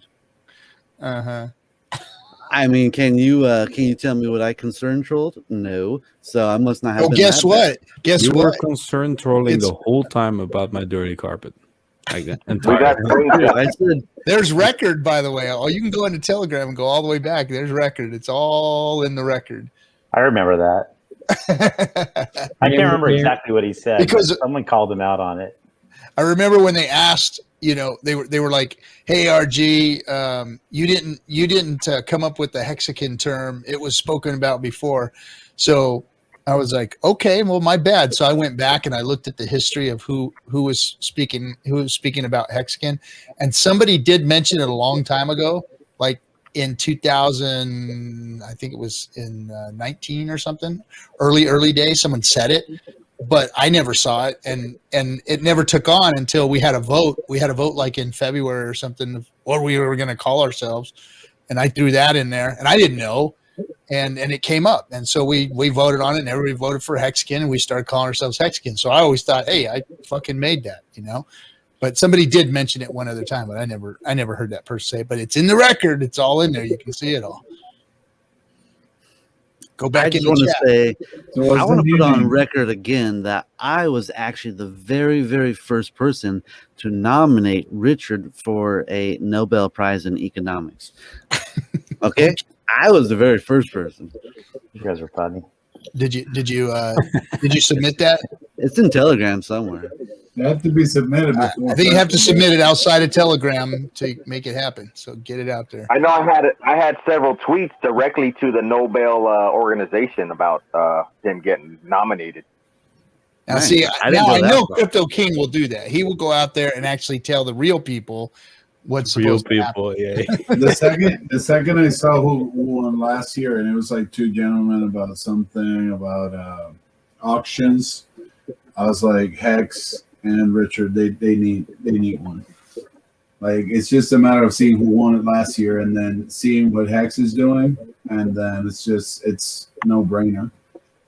Well, crypto just has to, survive another. I think this might be crypto's year to actually like survive and be part of the real world. I think Go that it's time. mainstream. Go mainstream. I think 2018 was like its demise, and everybody lost faith in it and all that kind of stuff. Now I think it's back, and then I think that this year might solidify itself in the real world, because now everybody's talking about it. You go to your bank and your banker wants you to. He's got a product that has crypto in it. I mean, every large bank has a crypto product now, or one coming out real soon. So, I think this is crypto's big year. And Hex is Hex taking is USDC too. So Visa, PayPal are going to start taking crypto now. So Yeah, who else just did that too? Somebody just did ETH. Visa, right? Visa's doing ETH. Visa's going to do USDC, and then PayPal's going to do crypto. So you can pay with crypto now. So that's big. I mean, as big as PayPal is, and then you can pay with crypto for them. So it's not the same as buying at a Robinhood or just holding the ticker. You're going to be able to actually use it. So that's big. But we don't need. I know it's. I don't like cheerleading those industries getting into space, because crypto was designed to get rid of those people. So this thing about MasterCard and PayPal, that's good for maybe the newbies, but people that have been in crypto know what crypto was designed for. That's a no. Right. No, it's just they need the bubble to keep. They need to keep inflating the bubble. But I mean, as far as people to join as well. I'm with you. on that. Crypto They King, bring it attention. I respectfully disagree. I think crypto is meant for everybody, including the people that you don't like. And that unfortunately involves the big I bankers. want their money more than I want anybody's. Yeah, Dude, I want them to Richard pad my mentions- bank account. The They problem can is get it they after keep me. printing it, though. The problem All is you guys that got we're ex-wives that fighting are digging in your pockets, I want their money. Yeah, the problem is that when Richard you mentioned- keep printing it, though, Give me so your they money. can buy all the crypto they want, and they just keep printing more money, and they can buy it. But we cannot be, paying $150 gas fees. Right. They just keep buying more Hex. But they can just keep. They can buy $100,000 Bitcoin. They can buy $1 million Bitcoin. You know, all they had to do is just call the Fed and be like, "Hey, we just need another zero, need another comma," but we're screwed. So I'm with Crypto King on that one. Like, it's just we're fighting a bigger, you know. It's gonna make my cryptos more valuable. I'm happy. I think you just keep hitting singles. You know, as today I sold one for my wife. She didn't know that I'd bought a Bitcoin for her several, half a year ago, and today I sold it for her, and I told her what it was worth. And she's an attorney in the real world, and she looked at me like, "What are you talking about?" I was like, "I'm going to go ahead and should I write you a check, or should I just send it, to your account?" And she's like, "That stuff's for real. That's like real money." I was like, "You have like 4 more of them, honey. I didn't tell you." I bought a couple. Smart man. So she's not going to leave me this month, so that's good. That's good. This month, yeah. I have the seeds. I know. I have the keys. So.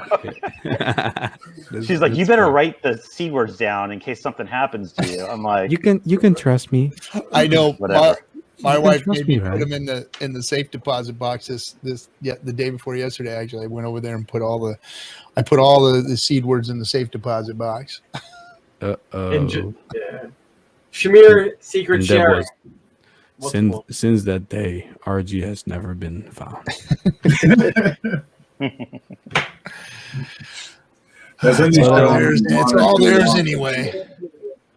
We made a pact when we got married that we wouldn't shoot each other. I was like, "Can we make a pact right now that we just won't shoot each other?" And we agreed on that, so that was good. Your mic's killing mic's killing the stream. That's why I'm muting you, because I can just hear feedback on it every time anybody talks coming through your mic. But what do you guys think about? Like, I know Bitcoin was meant to be sent, right? It was meant to be bartered with, but we don't talk about that with Hex, right? We talk about locking it up. No, because we all do it, whether we have a Shy Shrimp wallet or if you have a whale wallet, regardless. But I mean, how long before we do start exchanging Hex? I think that'd be kind of cool. It's a great way to onboard people. I'm looking into hiring someone.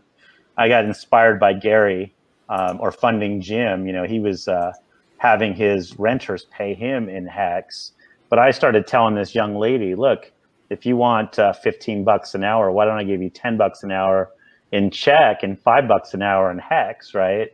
Every time I owe you $1,000, I'll just, we'll create a staker wallet for you and I'll pay you in Hex." I could change your world, someone that's making $15 an hour, but if they start getting Hex and staker, and then Pulse makes it so the fees are reasonable, and we could be moving Hex around like crazy. It would make sense in that way, like how you're doing it. That's actually a pretty cool idea.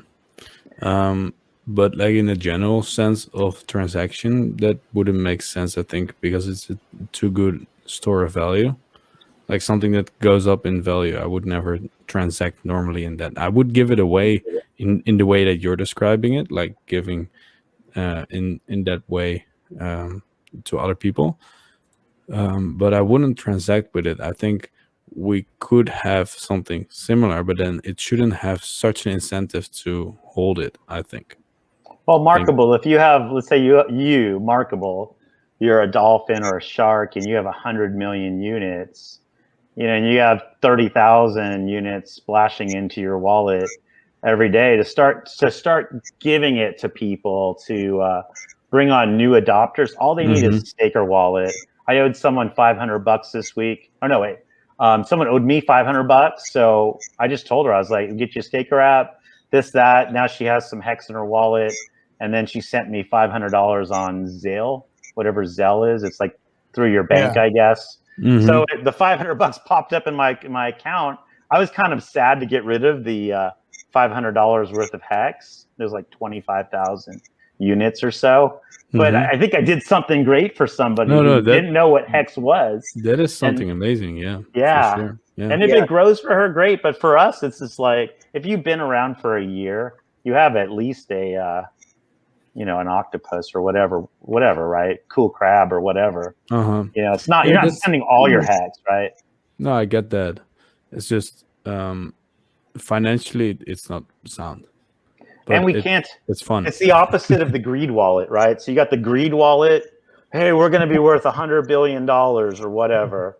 And then you get the real world wallet, right? Let's get some hex circulating and get more people. And then it comes back to the circulation. I thought it was a play on words, but with Pulse. But let's get this stuff circulating. And the more it circulates, the more people are going to experience hex. And that's more users, more wallets, more, you know, so it can only help, I think. No, I think Pulse is going to be the answer to that. And you're right. You know, actually people using it and having ease of use is going to make people want to use it.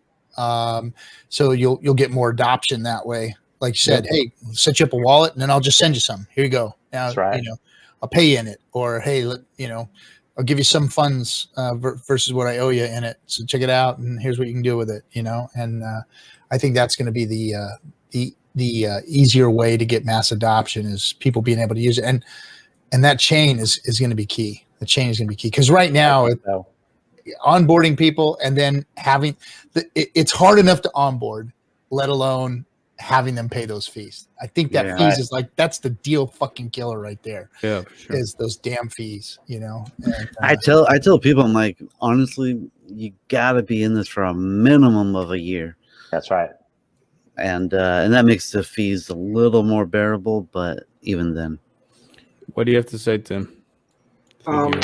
Richard has addressed this issue before of using Hex as a medium of exchange, and he does not agree with that. And he explained why. Basically, it devalues the product to use it in that manner. Now, as you're talking about give me Liberty and Markable, if you're using Hex, if you're circulating it for the express purpose of onboarding new people, then you're adding value to the system. But if you're just going to use Hex as a substitute for the dollar, that's actually going to have a reverse effect. It's not going to make Hex more valuable.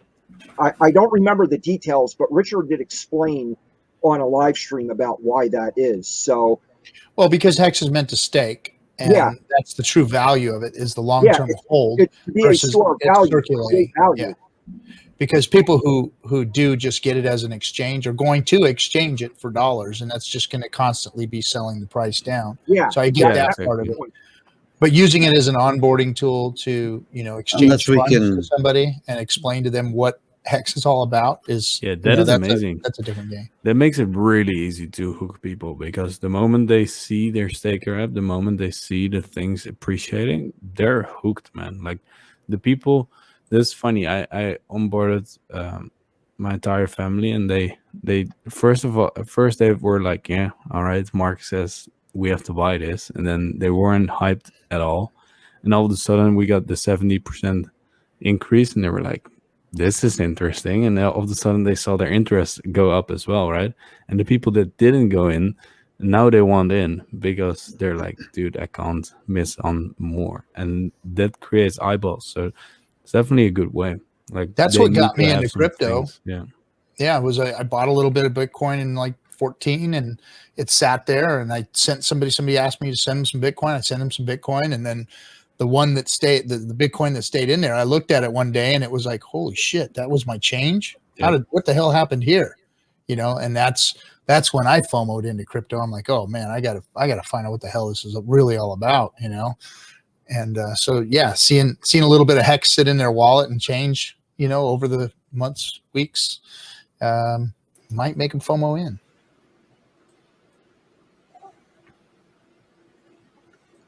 So you know, the last few people that I onboarded, I didn't have to sell them Hex at all. It's like they were already convinced that it was a legit thing. All I had to do was answer their questions.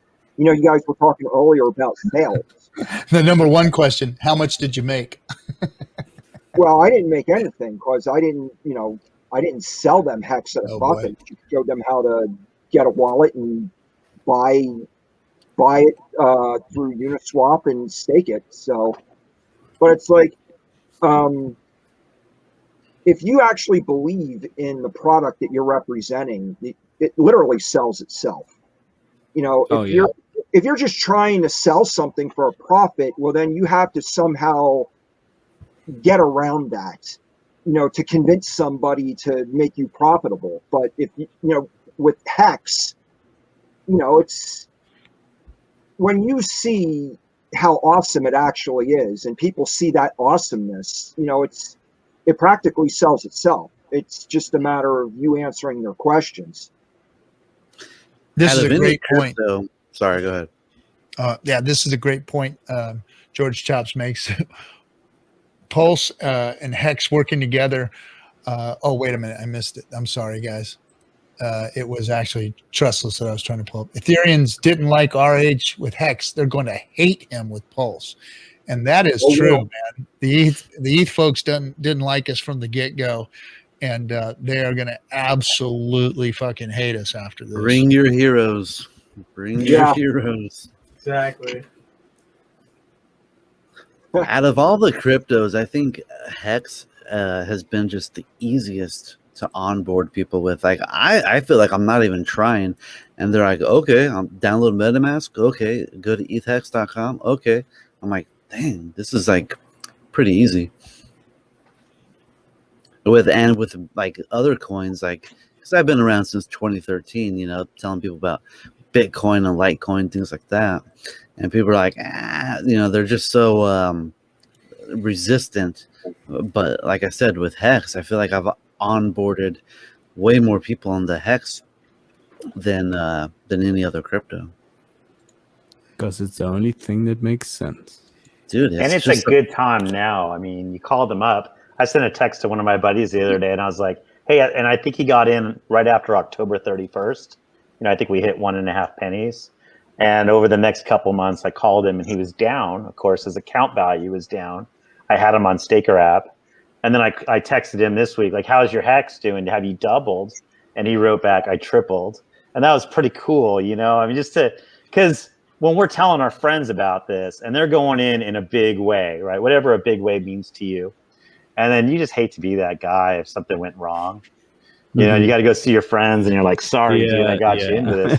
But we're getting one positive story after another where people are like, thank you, man, or what. They don't even need to thank me. It's just like, just so happy for them that something positive is going on. I'm always worried about getting like someone into something and then watching it drop and being like, I feel like a big asshole, you know. But with Hex now, dude, I'm so freaking bullish on Hex. I'm just telling people, I'm like, I don't give a shit about the fees. Just stake longer, but get in. This is freaking once in a lifetime opportunity. How's it going, Toby One? Hey, fellas, how's it going? Good, man. How you doing? I'm tired, but I'm good. I'm glad to be on with everybody. Hey, I was just gonna take a jab at Liberty real quick. You mentioned earlier how he had paid one of his employees partially in Hex, and that he had given him $25,000 in exchange for $500. So I bet she's pissed right now. I haven't seen. But she'll get it. I'm just teasing. I'm just teasing. In the long run, I'm sure that will be fantastic. It's like I've actually done similar things, not in lieu of payment, but just as little bonuses for some of my employees. Yeah. But I just wanted to take a poke at you when you said 500 for 25,000. I did my Kareem and did the quick maths on that, and I'm like, oh, wait a minute, we're below 2 cents, so her wallet's not showing $500 anymore. We'll see. I don't know. Yeah, we'll see what it is. And based on what Brasology just said, you know, I don't care. I love Hex. I always tell everyone, though, I say the same 4 things every time. I say, do your own research, you know, protect your keys, don't get greedy, right? You got to keep greed out of it. I mean, it's exciting. And I say, don't get sued. So, you know, just watch what you say. And as long as I could deal with their expectations, someone yesterday told me, yeah, you said from the get-go, this is throwaway money. Right, and our throwaway money in the United States, or wherever you guys are from, is so much more than throwaway money in Venezuela or El Salvador, or think of all the places in the world where there's no money. Like I just say, just use your throwaway money, whatever throwaway money means to you, and hopefully it works out. But don't expect anything from me, you know. Right. Well, Gio, what's interesting too is that voice chat. I don't know how many of you guys have participated in that, but that's been fantastic for collaborating and fleshing out ideas. And Steph hopped on there the other day, and we were talking about, I can't remember, I think it might have been Identity Block, or maybe it was Benjamin. I didn't see who was talking about, you know, not spending Hex, but using it to onboard. And you know, I was sharing with Steph how I had created about 20 probably almost 30 wallets at this point, where I've done them in batches with Firebun. And then there's a considerable discount if you do them in groups. So they're not $60 a piece. It's substantially less than that. And then I try to do them in groups, so I'm not paying a huge ETH fee to send them the donation. And then I send them the list of email addresses, and then they release all of those. And then subsequently, before the ETH started getting too crazy, and it bounces around. I did some stuff the other day for like $35, so it wasn't horrible. But yeah, I sent everybody an average of like $100 worth of Hex. So that seemed great initially. And then once they were in Staker and they tried to stake, by the time they paid the Staker fee and the gas fee, it was cutting that $100 I'd given them nearly in half. So they were a little frustrated with that. So that's a bummer.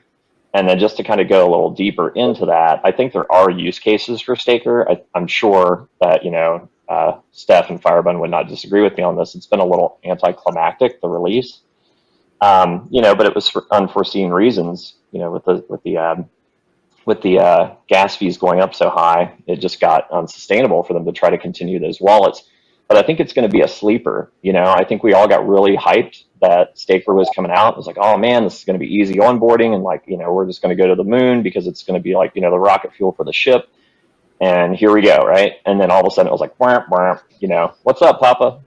So, so anyhow, it's, man, how do you not get distracted when that face pops on your screen? Right. Yeah. I love that dude. But the voice chat with moving pictures? Absolutely, right. So it's a little anticlimactic, but I mean, to my point of it being a sleeper is that they literally have tens of thousands of people that have downloaded this app that are backlogged. So they're slowly releasing some because it's not cost efficient for them to do so.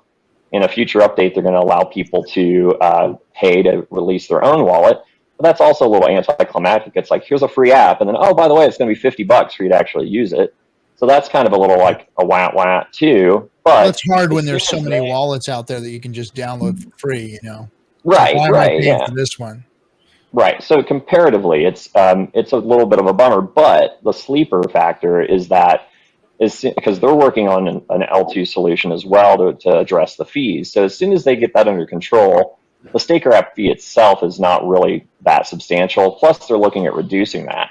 So right now, if you do, I like to call it slow math because I can't keep up with Kareem's quick maths. He just talks too fast, and unless I've had like a couple of Adderall or 5 cups of coffee, I just can't do it.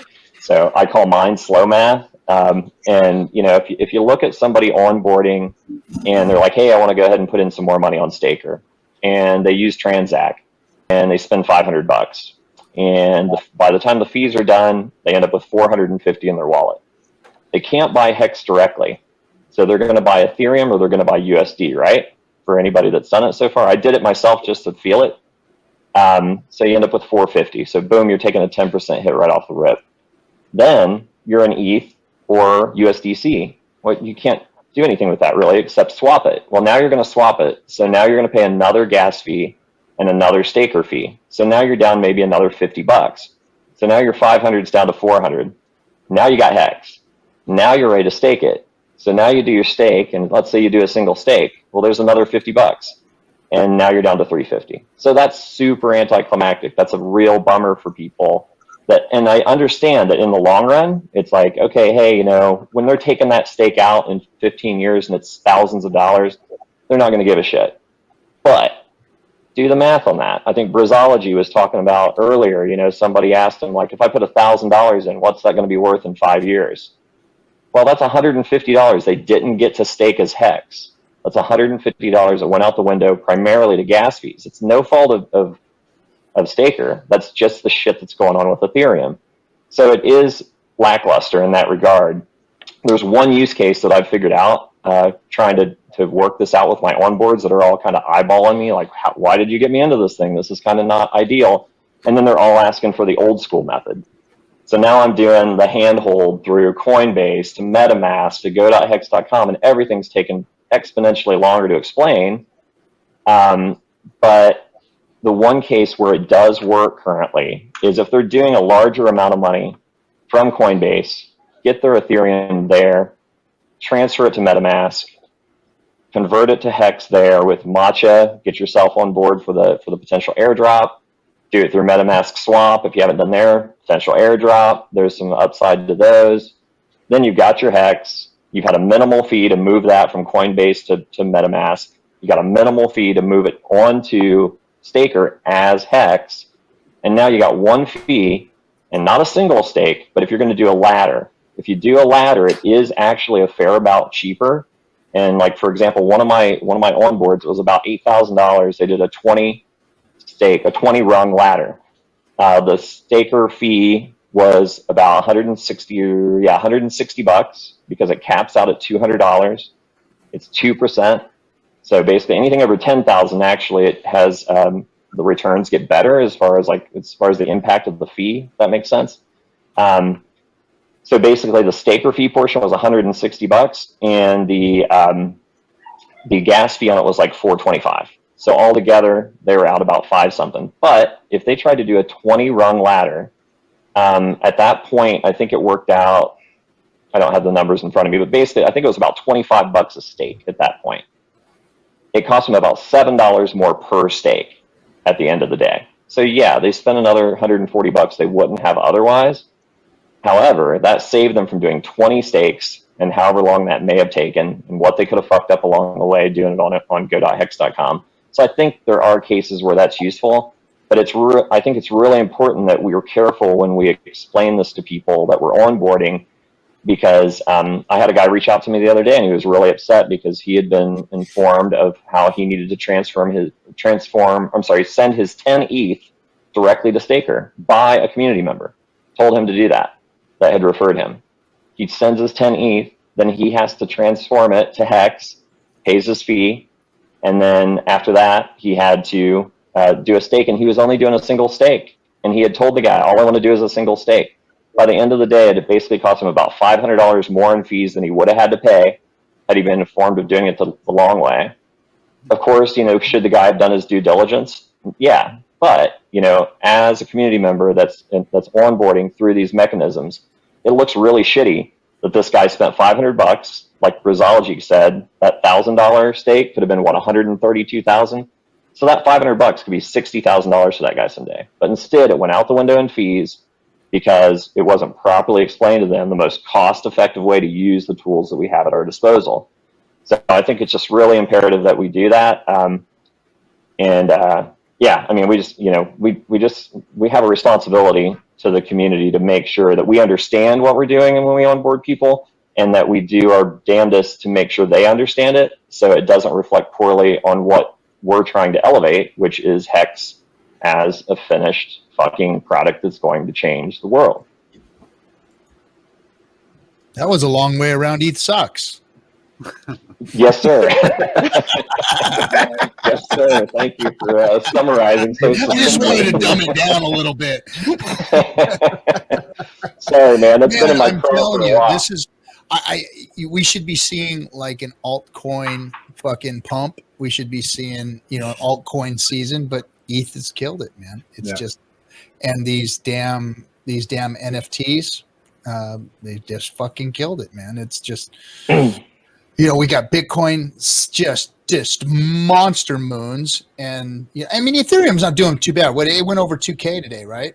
Didn't it? It finally leapfrogged 2K. So I mean, it might start making moves. But yeah, it's just sucking all the economic energy out of everything. It's like NFTs are. Oh, I'm sorry, Briz. I didn't see you talking there. No, I was just saying, like a year ago, Ethereum was like $100. So to say it's not really doing anything is a little. Yeah, I mean, it's still outpaced Bitcoin long run, but lately Bitcoin's getting all the headlines. You know what I mean? Because they tripled their all-time high, and ETH is barely 30% above theirs. So yeah, I mean, I see both cases, but it's just sucking out all the economic energy, all these gas fees. So it's that's what I'm saying. It has nothing to do with the price. The price has done just fine. I mean, ETH is marketed it well. Of course, because of the Bitcoin maxis are like all over Bitcoin's chops right now, and Ethereum is just getting second fiddle, and then the fees are making it real easy for. I mean, that's all you see the maxis doing is fudding the fees. Right. Well, who's that Pompalio guy, or what's that fucking guy that was on Friedman the other day? Andrew or Pompliano? Anthony. Oh, Yeah, that guy. Pompliano. Dude, he was. Do you guys ever watch Andrew Schultz? It's Flagrant 2. It's kind of like a comedy podcast. I've seen it. But he kind of a follow up to Friedman. He ended up on that thing, and man, it was just nauseating because he was just so. I mean, it was just maxi pad central, just shoving Bitcoin down these newbies' throats, and they were just gobbling it up, because they don't know any different. They're new to crypto, and they think that Bitcoin's the second coming, and there's nothing else that's better. Right. And it was disappointing. So I mean, I just can't wait until like the Friedman thing happens, and then Richard just starts to get more broad exposure. The Pulse chain, his new website, richardhart.com. I don't know if you guys have all checked that out yet. That's looking really good. Just to get the good word out there, and especially with Pulse chain and with Staker as well, trying to get those fees down. I mean, think about all the little guys that they can't get in. They can't get in right now. They can't. I mean, we all start. I mean, like one of my earliest stakes was $70. I could not do that right now. It would not be cost effective to try to do that at this point. No. And I mean, Richard, that's what hooked me. And then here Richard I am, about that. But Richard Right. was talking about that too, and he was talking about people that don't have the means to get into it, right, or complaining about fees. Just to clarify, one thing you said, Toby Wan, and I think you said you gave free money to people you're trying to onboard. I don't know what you guys think about that, but I've been thinking about that. I don't think anyone respects anything they get for free, except maybe Crypty Girl, who got 2.5 million. But she got wealth. She didn't get some free coins. She got some free wealth, is what she got. But like I feel I could save people some fees in the get go until they're So I send them. So they open up Staker. I pay $12 to send them $1,000 or whatever, right? I got a little bit postpartum, or what do they call that when you separate from something? Because I don't want to sell my stuff Separation anxiety at 2 pennies, right? I'm like, gosh, I'm giving this away when the price is 2 pennies, right? I would normally just let that pull just keep growing and growing. But I think I did someone a favor because they got it in their Staker wallet, and now all they got to do is pay to stake it and then forget about it. So they didn't have to transfer, figure out how to get dollars in there or ETH in there and then all those little steps. I think so. That's the concept about circulating. If we can circulate some of our change, you know what I mean? And so 1 year stakes are all coming due. I've had 5 of them mature, and it's like restake 13 years in the future, and you got your change sitting there, right? So I'm going to do it with my brother-in-law. He has no patience to sit around. Staker wallet, dude, Zeal me or Venmo me $1,000. I'm going to put $1,000 of Hex in your wallet, pay the fees to stake it, and forget about it. It could work, but don't give away free stuff because nobody cares when you give them free stuff. I tell you what, to a degree, I agree with that. But from my experience with this, I've done about 30 wallets so far. Now, granted, most of these are friends. I mean, pretty much all of them are friends and family, right? So it's people I know personally. Your sphere of influence. So, but granted, the vast majority of those people haven't followed up with any money of their own to put in, but there are some on the periphery that are watching what we started with. Because when I put it in, I mean, we started this maybe about a month ago, and it was before the pump. It was we were under a penny, and so they got to see those wallets grow. And like some people, I was like back in January, I started them off. So some of my employees and stuff, so they're looking at it and seeing that growth, and now they're starting to ask like, well, how do I get in? And then, I feel compelled to tell them the long way because, going through Transact and trying to pay all those fees and, getting triple dipped before you can finally stake, it's just not cool. So, I do the long way around. I give them my Coinbase link, referral link, whatever. They do it that way if they want to feel compelled to do it. And probably 70% of them haven't really followed up with any money of their own. However, those other 10 stakes that I've put, staker wallets that I've helped set up with for people, I think last tally was just over $100,000 that those people have contributed of their own money to get in and put stakes out. So that was kind of surprising to me. I didn't think it would be that adopted, but I think one of the things that really put it over the top for a lot of my own boards, and I want to share this, actually, any of you guys in the chat or on screen, if you're interested and want to get like kind of a pre-copy of it, it's going to be free at some point anyhow, but and I've talked about it on stream before, but it's a spreadsheet I've been using for a while. It's Brennan's spreadsheet. I've streamlined it to where it's a lot more user-friendly. You literally just punch in your beginning and end dates, your principal, and your T-shares, and it has a predictive element to it that gives you an idea of basically what that stake will be worth. So Briz was talking about, hey, my friend asked me what's $1,000 going to be worth in 5 years. And then he did the math on it, probably has a sheet of his own. But this is really cool because you can actually put in, like I have a demonstration sheet now. I think I might have sent it to Bran, maybe not. But I can send it to whoever wants to look at it. But basically I put 15 stakes in. I updated it today. So it has current T-share values. Each stake is $500, which is about 30,000 hex. And it shows you the huge difference between a 1-year stake and a 5-year stake, and the monumental difference between a 5-year stake and a 15, as far as what that growth will be with that compound interest plus the appreciation. And it's very, very conservative. It's literally estimating hex being at $1 in 15 years. And still, a $500 stake will be well over $1 million in 15 years. Toby, one though, I mean, you and many of us spent the last 15 months figuring it out. I mean, some of us even longer than that, right? When we were trying to figure out how to Bitcoin claim, and we're just giving it for free. Let me explain to you the difference between a 1-year stake, 5-year stake, and a 10-year stake. Some people got to learn on their own. I mean, you look at Litecoin Moses, right, with his daily stakes. He learned the hard way, right? It's like, holy cow! Right. I mean, we can't save the world, and we can't bring everyone with us too. So like my little brother, I told him, send me a little bit of money. I'll set up a wallet. My little sister sent the money. My brother didn't. Well, guess what? Sure. My little sister in 2 years, 4 years, 6 years, 8 years, and 10 years is getting a big check from me.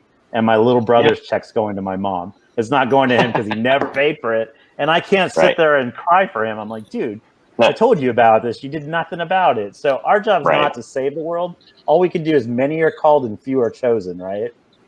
Certainly. Well, that's cool. Many are called and few are chosen. Yeah, I used to back in 2018 when everything rose in 2017. I'm like 2018. I'm like, hey guys, Bitcoin's the next big thing. We're going to 100 grand. It's not stopping. And so, but the fees on Bitcoin were like super high. So I'm like, I need to get you guys into crypto. So I started giving people like Litecoin. I'd give them like $10 in Litecoin. And again, this is 2018. So everything started slumping down. It's like $10 turns into $8, turns into $7. And they're just kind of looking at this like oh, great. Thank you for the internet coupon. But there's nothing I can really buy for $7, nor do I really want anything, And so they just kind of, I think everyone that I gave money to lost it, threw it away, didn't really care. And so, after that time period, I stopped giving away money to people. So I'm just like, something given has no value. And with that said, I've never given any hex to anybody, and people are onboarding themselves and they're onboarding other people. And it's it's like you cheapskates can do whatever you want. I mean, the only people I give money to is kids. If they're under 18, if they can't get into their own deal, then I get them. I got all my nieces and nephews. I got them wallets. Those are the only people that I've ever given hex to. The rest of them, I might give you some ETH to help you get onboarded, but you're going to get your own damn hex. Hey, RG, I got that. That's my cue. Hold on a second. I got a quick story from last night. Took my kids out to dinner, and here's how my economic energy is being sucked from my pockets to my kids. I got 2 kids sitting at the table, 10 and 13, boy and girl. Girl says, hey, Dad, Vlad the Impaler used to kill his people. I used to do it. He used to have this long pole, fucking metal pole or a wooden pole. He'd stick it up there, poop chute, and prop them up, and then they would impale them. That's why he's called Vlad the Impaler. My son says, whoa. This is a dinner table. We don't talk about any steaks except hex steaks at this table. And I'm like, son, you get 10,000 hex. And the daughter says, but Daddy, how's he going to pay for gas? And my son lets out the biggest fart you've ever heard. And I'm like, 20,000 hex. And my daughter's like, I got to sit in the fart cloud. And I said, you know what? You get some wit and you'll get some hex too.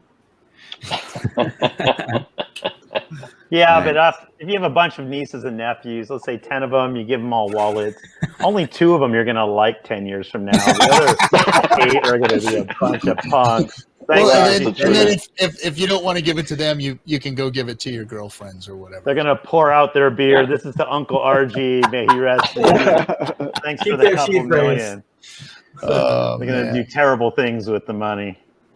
I paid somebody $100 worth of Hex to work on my truck back in January of last year.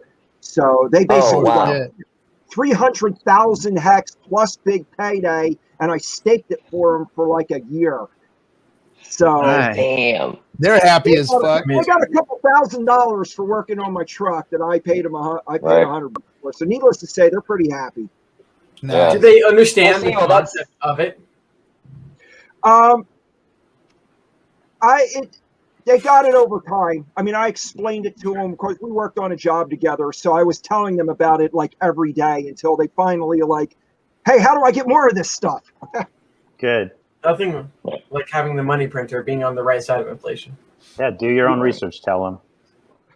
Well, and I mean that's kind of my philosophy with some of these wallets I've started, and keep in mind, like the original thought of all this was it's going to be Christmas presents for everyone, and then I mean for probably half of those people, and then it kind of grew from there with some other people and some employees and some others that I wanted to do, and I had some stakes that ended in March, and I think my cost basis on one of them was like $70, and I think when I cashed it out, it was just under $40,000.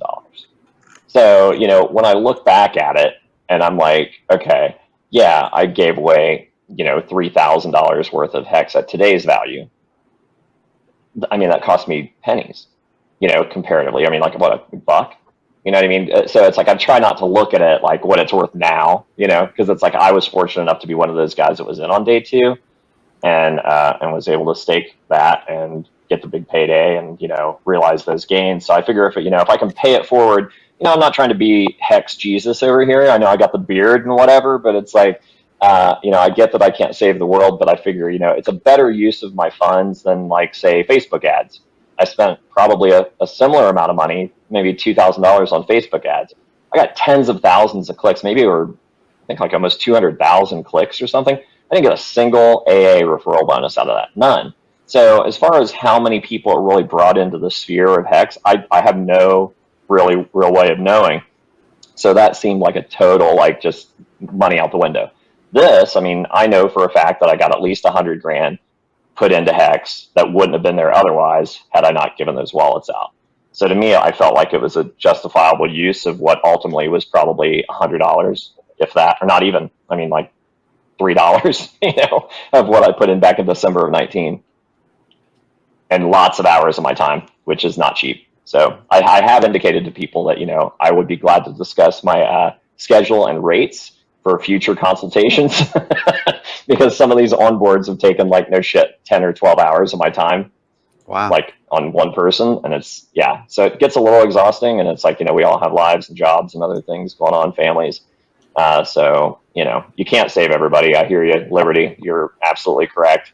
You got to kind of pick your ones, and maybe I'll be a little more selective with the ones that I think are actually going to like go, ham and put some of their own money in and put their own time in to learn it. And I mean, like there's one in particular, and I mean, she understood T-shares in 2 weeks, like from never understanding any and not even knowing what Hex was.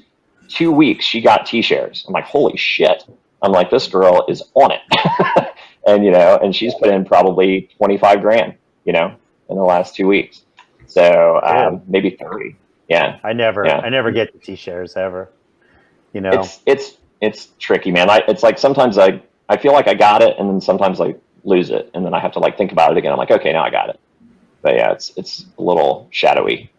You don't realize it until you pay it, right? Like 1 year later, 8,000 Hex per T-shirt to 17,700, something like that. Like, imagine what it's going to be like years from the future, and now the dollar value's gone up too. So. Same thing, guys. When was it, RG? When did we start talking T-shares? Was it June or May of 2020? I mean, it took us 5 months to figure out T-shares. It was. I mean, we had Dev Kyle on. It was like March. It was literally just a month into streaming, and we brought Dev Kyle in. I think it was March, and I wanted to learn more about T-shares because I knew that the secret to unlocking what Hex was all about was in the T-shares, and it always has been. And now, I mean, with the streams today, it's like, no, guys, it is about the T-shares, and here's why you need the T-shares. And, you know, the value of Hex is in the T-shares. And eventually the value of the Hex is going to be in the shares. So it shows you how valuable T-shares really are today. What's the current T-share rate? What's that? What is the current T-share rate? Anyone know? You mean in dollars or 17,300 or something? I don't know what the rollover was. 208. But you still 17,208. But if we're putting up 17,208. If we're putting on a TV show, this is a TV show, right? We're putting on a TV show with an audience of 1,000 people. You have different levels of guys that are going to get it and people aren't going to get it. So you just got to bring them along slowly. Because I think half the time we bring on a new guest, I mean, you lose me, RG, when you explain T-shares. And I've been in this for 15 months, and I'm like, I'm confused. I'm flattered now that I actually lose people with my explanation of T-shares. Unless I've been here 15 months. I have no idea what he's talking about. So, I mean, the easiest way to explain T-shares to people, and there's probably people that are like, what the fuck are these guys talking about anyway? You know, is it's a money printer. You know, is that's it. It's just the value in Hex is it's a proof of stake coin. I mean, we're making proof of stake versus proof of work, which proof of that work means nothing to most people, though. Bitcoin mining. Bitcoin is mined by people who run very, very expensive, data centers to create the network that is Bitcoin. And by doing so, they spend a lot of energy on electricity and equipment. And those people are the ones that make the Bitcoin and create the inflation of Bitcoin. And in Hex, the stakers do that by actually storing it away for years and years and years. The more years you store away, the more valuable your shares are, the more T shares that you get, and the bigger your stake becomes when it does come of value. And I mean, that's kind of the way it is. It's like you're actually creating the network by staking versus mining. And it's the true proof of stake coin, which was my reason for even being into crypto. I understood Bitcoin one day as being irrelevant because of mining. I was like, this is not the way of the future. There's no way that this is going to be an efficient way of creating this cryptocurrency market. There's no way that this can outlast, proof of stake. Because as soon as I understood a little bit about what proof of stake was, I go, well, whoever is the person who actually captures proof of stake and makes it work for people, that's going to be the coin. That's going to be the ecosystem that does it. And damn it, Richard did it. And here we have the first true valued proof of stake coin that exists in cryptocurrency. And that's all it is it's a proof of stake coin versus a proof of work coin. And it's the future of crypto. It's where crypto is going to go. And they just haven't caught up with us yet. We're miles away from all of them. We've gone so far into the future beyond all of them that it's going to take them a long time to catch up. I have an elevator pitch. Sorry, yeah, I have an elevator pitch for T-shares, and that's basically that they are little money printers that print free Hex. That's it. Now I understand that. I understand but how? Oh, no problem. But the thing is, we didn't care. We didn't care. We were 5 months into it, and we had no idea what those were. All we knew is we were getting interest. We didn't know where it was coming from, but it was interest. That's just it. When you see that number go up on the daily, when you're looking at your stakes all the time, and you're like, and that number just went up. Yeah. So if I make more of those shares, then it's going to go up more. Oh shit! Yeah, and that's what started the whole thing for all of us. But then we were ready for it, though. We were ready for it. We're like, because we wanted more. We were like, we got past price predictions, and suddenly it was like shares and the brain, that whole brain explodes thing. And we've been talking about this for 6 months. It's been our main topic. Stack your T shares. Now we're talking pulses, but Excuse me, what's a T-share now? What is it? Exactly. It's a little the money golden printer goose. that They're the prints free golden Hex. goose. Oh, I get it. So Where do I buy one? with our little shy shrimp wallet. So Hex.com. Yeah. All right. Shrimp wallet. One day to shrimp be a wallet. squid. One day to be a squid. know- one day to be a cool crab, man. And most people don't realize that these T-shares are going to get so expensive. I mean, when Hex hits $1, if Hex was $1 today, each T-share would cost You over guys gotta stop with the dollar, 17,000. man. The dollar, you're freaking scaring me, man. Yeah, that's crazy stuff. 17K. It's going to be $17,000 per T-share when Hex hits $1 if it was today. That's moonboy time. It'll be here sooner than you know it, man. I mean, shit. Yeah. Remember when one penny was like a target and a goal, like when Hex first came out? It's like, man, now that's 352x later, or however many x later. I mean, $1 is not too far away from where we're at now, and we've even been consolidating where the price chart was in the past, and it seems to just keep consolidating and touching the over a penny price. And tell you what, man, it's bullish as hell. If we repeat the same fractal that we did in April 2020, then we're going to be doing pretty well. And my what's so fractals are weird? dropping, yeah. This is a family show. I want you guys to quit talking about dollars, okay? This is what's this weird is a is family crypto show, and dollars is just absurd, and it's just you guys got to cut it out. You know what's weird is in the real legacy financial world, in the financial planner world. I mean, we don't talk moon math. You're getting clients excited about 2% or 3% interest, or the stock market average is 10% a year. So like moon math, this is the only place where you hear moon math, and it's kind of like, wow, it's just so built in greed. It's exciting when it happens, but I'm just like, hey, one year Hex CD gets you 14%. Get in. That's how I like to promote it. The 1 year, and then they'll figure it out later. Okay, we'll do 5555. Do one. Send $200 into 5555, but let's get you some yield. Let's do a 5 year. That'll get you a little more than 15% interest, and then they'll figure it out. And then suddenly they want more, and then the greed kicks in. But like, I can't even talk to my clients in the real world. I go from talking about limiting risk and avoiding catastrophic loss, and hey, we're up 30% for the year. And then in the back, I'm snickering like, if I can only really tell you. If I could really tell them, yeah, you just can't do it. You just bring them along, get them started, and let them figure it out in their own time. Hey, Liberty, you answered your own question about T-shares just now. It's like you're telling your client that it's a CD that'll give them 14% in a year. So essentially, all a T-share is what's dictating the rate of that CD. That's it. So the more T-shares you have, the higher that rate effectively is. That's right. In a nutshell, that's it. The more T-shares you have, the more your return is going to be over time. That's what impacts that compound interest factor. So, like I was going through last night, I just poured through for hours because I've got about 70 stakes over the next 15 years. And I was going through, and I'd front loaded a ton. I think a lot of people did that because they weren't really sure what was going to happen. So I had some really, really short stakes, some stuff that ended before a big payday even, and then some stuff that's been coming out recently. And I've got a fair amount that's coming out in the next few months, which sucks with the gas fees and stuff, but it is what it is. Luckily, they're relatively sizable, so it won't be that big of a hit, but still, I hate gas fees.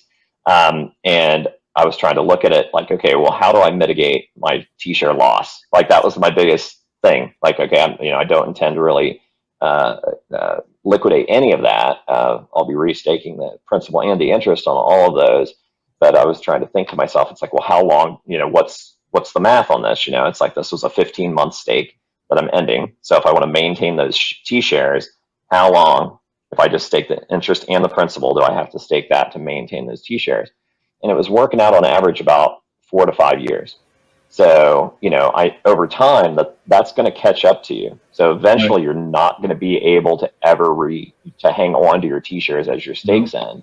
And that's what makes those that 10 to 15 year gap so significant, because it's like you've got those locked in, and you're not getting a bigger bonus. Your effective Hex is not going up from that period, but you have that rate locked for 5 more years, which is huge because, someone was asking me about it today, and I was explaining, I'm like, well, right now it's 17,000 hex for a T-share. What do you think it's going to be in 10 years? So even though that stake that you're putting in today for 10 years is going to be substantial, it might take every bit of that and the principal to get you less T-shares than you have in that stake right now. So, and I was showing them the math. It's like, this is going to be, tens of thousands of dollars is what this is projected to be worth in 10 years, this stake. And they're like, I'd have to put all of that back in just to have the same amount of T-shares. I'm like, yeah, it's very likely, and you'd possibly have to put more on top of it or stake it even longer. And at that point, it could be out of reach to where you'll never retain those T-shares. So it's definitely. It could be 100,000 hex for one. It's. Yeah. Here's a funny thought. I'm amazed at how the walls of skepticism inside of me are coming down before I even know that they existed now at this rate of evolution with Hex. And the last hint of, or the proof that my past self was such an idiot is that front-loaded staking ladder. So it's good that you have that constant reminder, and you're constantly evolving, you're constantly pushing things out and giving people their knowledge ahead of time so they're not such an idiot like I was back in the day. Well, a lot of them still insisted on having a 6-month stake because they were just nervous. And then, like that one girl in particular, it was within 10 days that she was like, why the fuck did I do a 6-month stake? And I said, well, because you're like everybody else. It's like you're a little nervous and you want to try to get some gains quicker. And plus, it's like she had a good point. Like we talked about it a little bit. And with Pulse Chain coming and the Lex Friedman thing coming up and layer 2 on Staker, there's a lot of stuff that's going to pump the price. So theoretically, that 6-month stake might not be a horrible thing. If she wants a short-term flip and have some serious gains from that, and not have to be staring at a stake that's 5 years away that she can't touch. So, there's still a case to be made for some shorter stakes, but I think it just needs to be balanced, And when she restakes, she can get more T-shares because she can go longer. Yeah. Right. Yeah, you're still not out of the woods. Ethereum pumps, though. Or inwards. She has the benefit, too, of knowing that it works. Like, Toby One, you didn't know that it worked, right? You did a short stake because... is this thing gonna work? Get in front of the wave and wait for the rug pull and get some. You know what I mean? We were all kind of like, even doing the Bitcoin free claim is like, I hope my Bitcoin's still there when I do this. Hey, Liberty, you want to hear something really sad? Is that I scrambled to get my Bitcoin loose from Coinbase so I could do the free claim, and because there was a little bit of confusion over when the start date was, I missed it by a fucking day.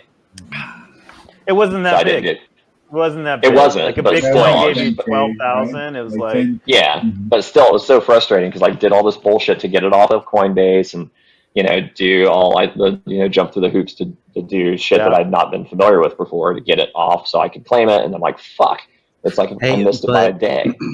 Give me Liberty. You say it's not that much, but with that said, actually, I kind of looked at my free claim Hex that I had received, and because that was staked for a whole year, I'm a day one OG, and that was staked for a whole year, so I got like the big payday attached to that. And I did the math, and as of with pricing at 1.8 or 0.018, it was worth like $8,000 now. I'm like, but comparatively speaking to what you bought in the AA, no, we had no idea the AA was where it was at. We were getting our free Hex, and just comparatively speaking. So in our Shy Shrimp wallets. Yeah. So. Hey, who's doing the screen share?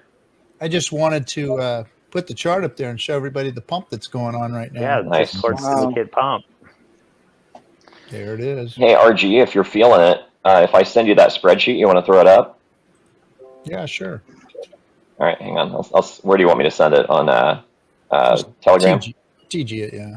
So what I think is great is all the faces. I used to be much more active on these streams back in 2020, but like Markable, you're new to the thing. It's great to see your face.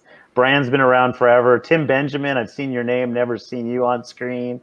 it's just good to see all these guys that have come out of nowhere. Crypto, my favorite, Whales Only, even Kareem adds so much to the community. But we got to keep. There will be so many people we haven't even met yet that are going to come to Hex and are going to make a big difference. So the biggest The players Knights- haven't got in yet. The Biggest Knights players of the haven't got Crypto in. Roundtable. I mean, even the morning show, the Discourse Syndicate morning show, you know, I mean, you got faces that are becoming regulars. And you too, Papa Boner, you're all right. Oh, yeah, fuck You're you all too, right. Liberty. I love you. You're my frenemy. I'm going to visit you. So, No, but he won't. He it's lives right next growing. door to me. He's never even visited me. I know, right? And we have people though too that complain about streaming at the same time. It's some shows you watch, some shows you watch on record, and some shows you have no interest in watching. But that we all get our audiences, so I'm loving it. Just the community. I was trying to explain to my uncle earlier today on why Hex is doing great, and the community is a huge thing because I don't care how much T-shares are worth. If nobody cares about it, you'll have expensive T-shares and no price because no one will be buying it. So I think the community is one of the biggest things to keep this ball rolling for a long 150-year project, right? And you know who has one of the best shows I feel is Matty Allen. Man, that guy is so freaking funny, man. His little He's great. Dude, and That do guy you cracks me remember up. Maddie? Do you remember Maddie just even a few months before the conference? He was so shy and kind of withdrawn. And I mean, he is just blossom. I mean, like as far as just like a transformation of like a Hexican character, that dude has like come out of nowhere. You know, it's like he just seemed like so calm and collected and like this little nice long-haired psychologist guy. Obviously, very very smart. And then all of a sudden, he's like this giant personality with like this great show, and it's like, yeah, I love Maddie. He's I think we call it stream puberty. He's gone through that. Well, I He thought stepped up to the table. I thought he was great in the movie Napoleon Dynamite when he played shit.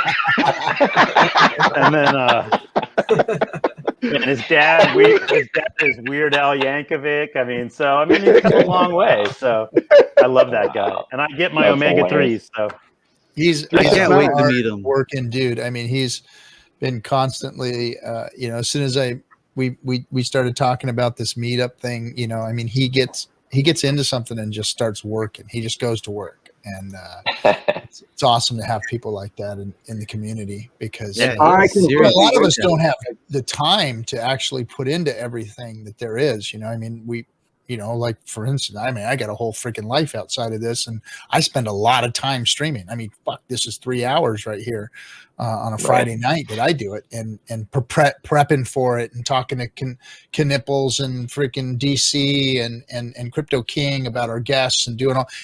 There's a lot of time involved in all of this stuff, let alone trying to set up a meetup or whatever. It's a lot. It's a lot of work, and so my hat's off to everybody in the community that's putting into it because the value that we've added to the community, like Liberty says, is just. I mean, I think that the community deserves a lot of kudos for keeping Hex out in front of everybody and moving and shaking and actually growing.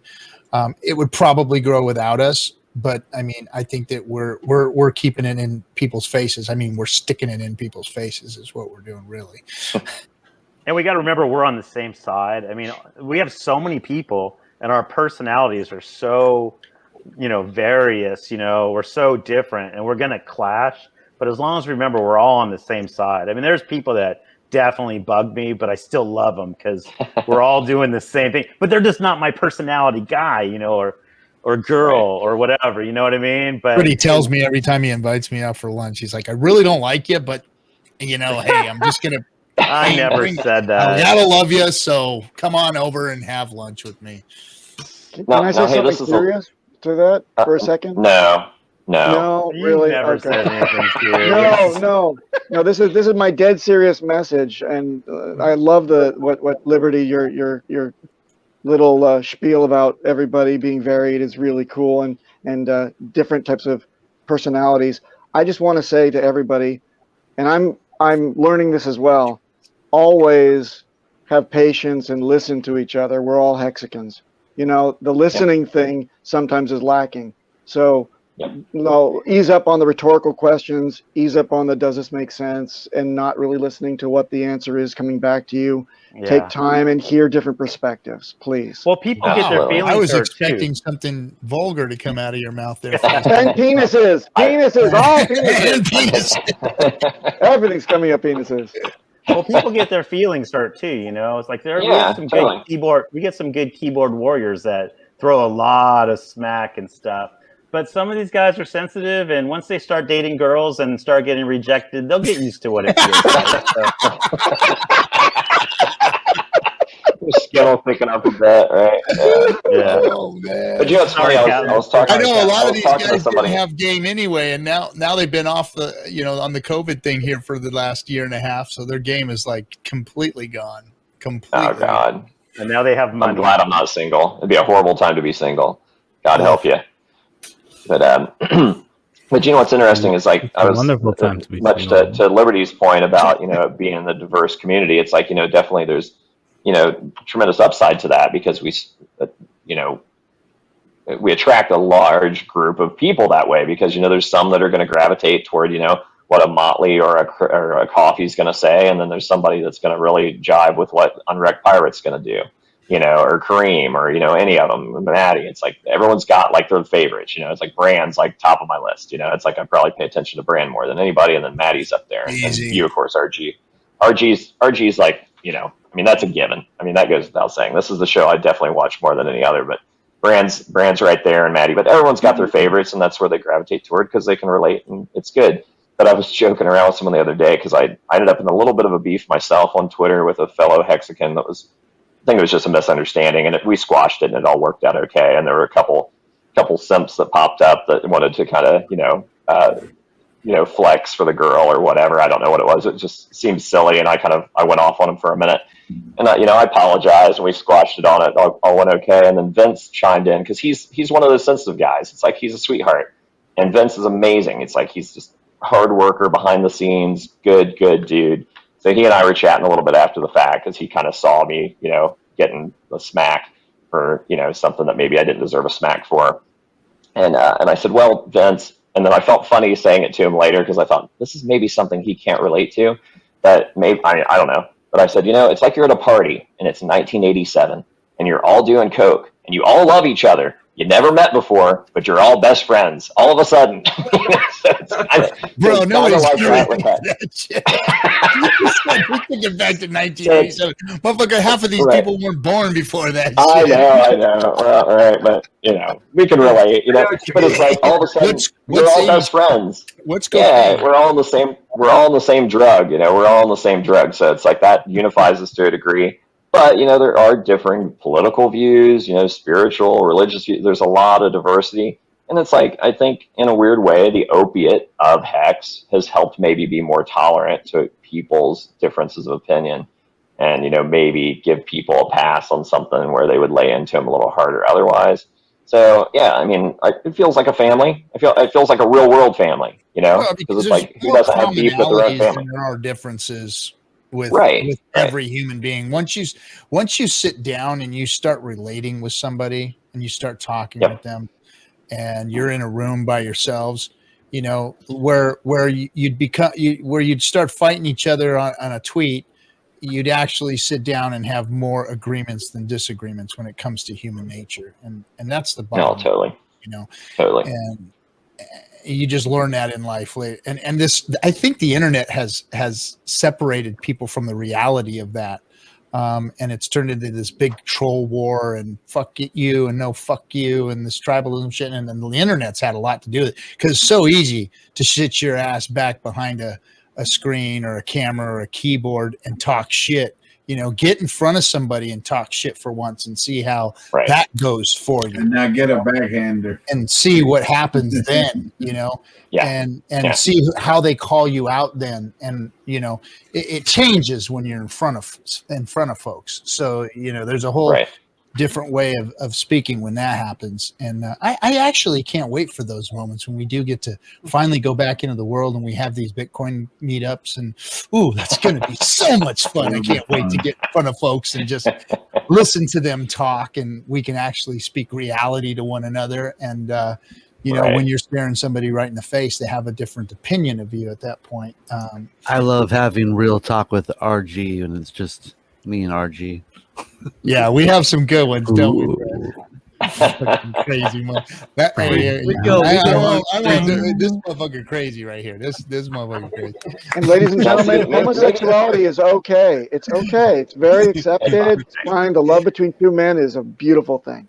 Let's just say when me and RG are on stream, we are very civilized. But when we're driving in a car for an hour and a half, oh man, I thought I was gonna. It all comes out. Well, yeah. Get to know someone within 90 minutes, man. Shit. I almost pulled this motherfucker over on the side of the road a couple of times, just whoop his ass and left him there. It's true. Oh, God. No, I normally don't hang out. I normally don't hang out afterward for the green room, but maybe tonight I'll hang out for a minute. Yeah, you know, that's true. We've had some really good talks in the green room, and a lot of people have let shit fly. Like I always keep politics, sports, religion, and shit out of our streams because that's stuff that people just don't agree on that shit, and that's just the way it is, you know. And that's where the stupid differences is in those things. Right. And if you don't talk about those things, then you can agree on all the other stuff more than likely. And absolutely. And that's why I keep it out of here, because there's no call for none of that shit. But the green people just embody that shit. You know, they just they identify it as like it's who they are, as opposed to a belief they hold. So as soon as you try to attack that belief, and even if it's not an attack, you're just questioning it, then man, they just dig in. It's like you're attacking them personally. And it's like, no, it's not you. I'm just trying to talk to you about this belief you hold, so we can have a discussion about it. And it's just funny, man. It's like those things you mentioned, religion, politics. It's like, you know, those are the ones that you just. It's a tricky, especially online. You know, it's like trying to date somebody over text. You know, good luck with that. You know, I did that shit when I was single, and it's like it was just amazing to me. I hadn't been single in a number of years, and all of a sudden I'm 40 years old. I find myself single, and like nobody wants to talk on the phone. I'm like, can we just pretend like it's 1997 and have a fucking conversation? You know, it's like it's just all over text, and everything gets misinterpreted, and it's like just so much more fucking complicated. And then you try to talk about anything heavy, like you know, anything with any complexity to it over, through a keyboard. Good fucking luck. You can actually go to the person, right? Yeah. Okay. Right. It happens. It does. Yeah. I'm just checking. Yeah. Maybe you see a relationship as just calling. Like. No. Well, I mean, if they're if they're far away, 30 the United States is very big. So if you're dating with somebody, states away, you might not have that opportunity. So it's like a phone call works. But if they insist on texting, then it's just like, what the fuck? But hey, RG, did you get that spreadsheet? Oh, you know what, dude? I can't. The Google Doc thing is not. I hate fucking Google Docs. I do too. You know what? I'll figure out a way to send it to you as Excel, and then maybe like another stream. Dude, you can share your screen. What's the gist of it? What's the gist of the thing you're sending? The gist of it's basically it's a spreadsheet that lets you put your stakes in there to kind of test your stakes and see where what they look like. Yeah, it essentially takes into consideration a predictive model that's based a little bit off the Monte Carlo model that Dev Kyle talked about, and then Brennan had used originally, and then his spreadsheet was just like such a deep dive. And I mean, I loved it because I'm a spreadsheet guy, but for most people, I think they would just glaze over. So I just whittled it down to just the bare bones of like what you really want. And it's like, hey, what's your start date? What's your end date? What's your principal? How many T-shares are you going to get for that? And then everything else is formulaic. And it takes it out and it says, okay, at the end of that stake with the predicted interest that you should accrue during that period of time and the predicted price at the end of that stake, this is what that's likely to be worth. And then when you do it that way, and then you put the same size stake for 1 year, 2 years, 5 years, 10 years, 15, and then look at them in a row, then you're like, holy shit. It's like, it's a no-brainer. And when you're deciding between 2 and 5 years, it's kind of hard to wrap your head around when you're just talking about it. I'm a show me guy. It's like, I might as well be from Missouri. It's like, fucking show me, you know? So it's like, if I have it in black and white and I can quantify it, then that's what clicks for me. And like Brennan's spreadsheet, Brennan is what gave my staking ladder form. Prior to that, it was like fucking just hurling hex into the future, and there was no rhyme or reason. I didn't understand T-shares yet. I was focused on that 10,000x, you know, that Richard was talking about from the beginning, and I didn't really understand the whole interest concept. RG3 brought Dev Kyle on. That lit some things up for me to make me understand a little better. And then right around that time, Brennan shared his spreadsheet with me, and I'm like, holy shit. It's like, I need to restructure this whole thing. Yeah. You know, I need to the do only this thing differently. about the only thing about, you know, speculation is just that it's speculation. I mean, the tool is to an extent works, but I mean, there's still a lot of variables in there that will change or skew that number. Not a lot. I mean, Hex is going to do what it's supposed to do. It is well, the one thing that I added to that sheet, because initially I looked at it and I'm like, holy shit, it's like, this looks bonkers. It's like, how could I be a billionaire? That's fucking absurd. It's like, that doesn't make any sense to me that I could potentially be a fucking billionaire from this, right? And so I started looking at it a little more closely, and I floated it to a couple guys that I talked to in voice chat that were also working on predictive models. And now that we have a bigger data set to work from, when we do that, there's actually a second version of that sheet I can send you, RG. But the sheet that's on there, if you look at the second tab, there's like a graph that just kind of turns into like a J curve up as that 555 goes on out. And that's the hex per T-share per day, to where it really starts to ratchet up, especially after about the 10-year mark. Yeah, and that's possible. That's possible. However, it seems unlikely to go that hard. But that doesn't mean that there's not still huge gains to be had. But the thing that I like about the original spreadsheet is that the price appreciation prediction is showing between now and 15 years that it peaks at $1. So that seems really low to me. So if you take that, so maybe the interest is overstated, but if the dollar amount is understated, it kind of balances it. And from where I had those stakes that were coming out in those first 15 months, that sheet was fucking almost dead nuts. Like when I would get to the end of those stakes, I'm like, holy shit, that's where we are. That's how much interest I earned. And that's pretty much where the price is. I mean, it was like insane. And then that's where I went from being a guy that put in 10 to putting in, you know, hundreds, you know. Nice. So, but yeah, when you see that, and I mean, especially with the onboards, it's like I show them that, game over. It's like as soon as they see that, like, oh my God. And I'm like, hey, these are predictions. Things can change. More people can stake. That interest rate can drop. You know, the price can go down. But the thing is, too, the one thing that I added to that spreadsheet that wasn't there previously is I added an additional column where you pick the price.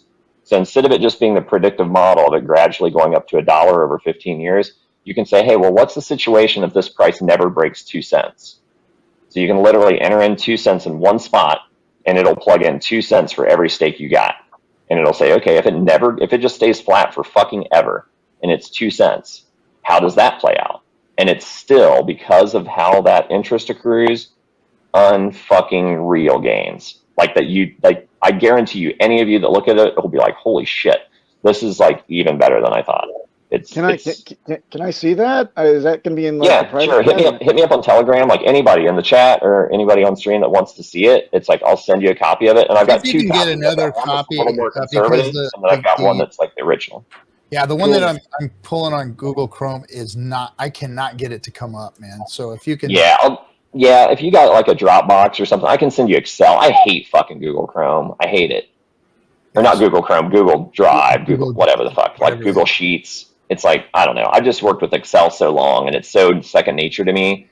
And it's Google Sheets is just clunky, and it's weird to navigate. And it's like, you can't cut and paste. Seriously, you got to do Control-C, Control-V to cut and paste. It's like, it's 2021. What the fuck? Yeah. Mm-hmm. But yeah, I'm telling you, if you play around with it, you're gonna want to go buy more Hex and stake it. And you're going to want to stake it longer than 10 years when you see the gains. Exactly. Because what the exponential growth, even though you don't get a longer bonus after the 3641. Right. You get exponential growth after that because of the ratcheting of the share rates.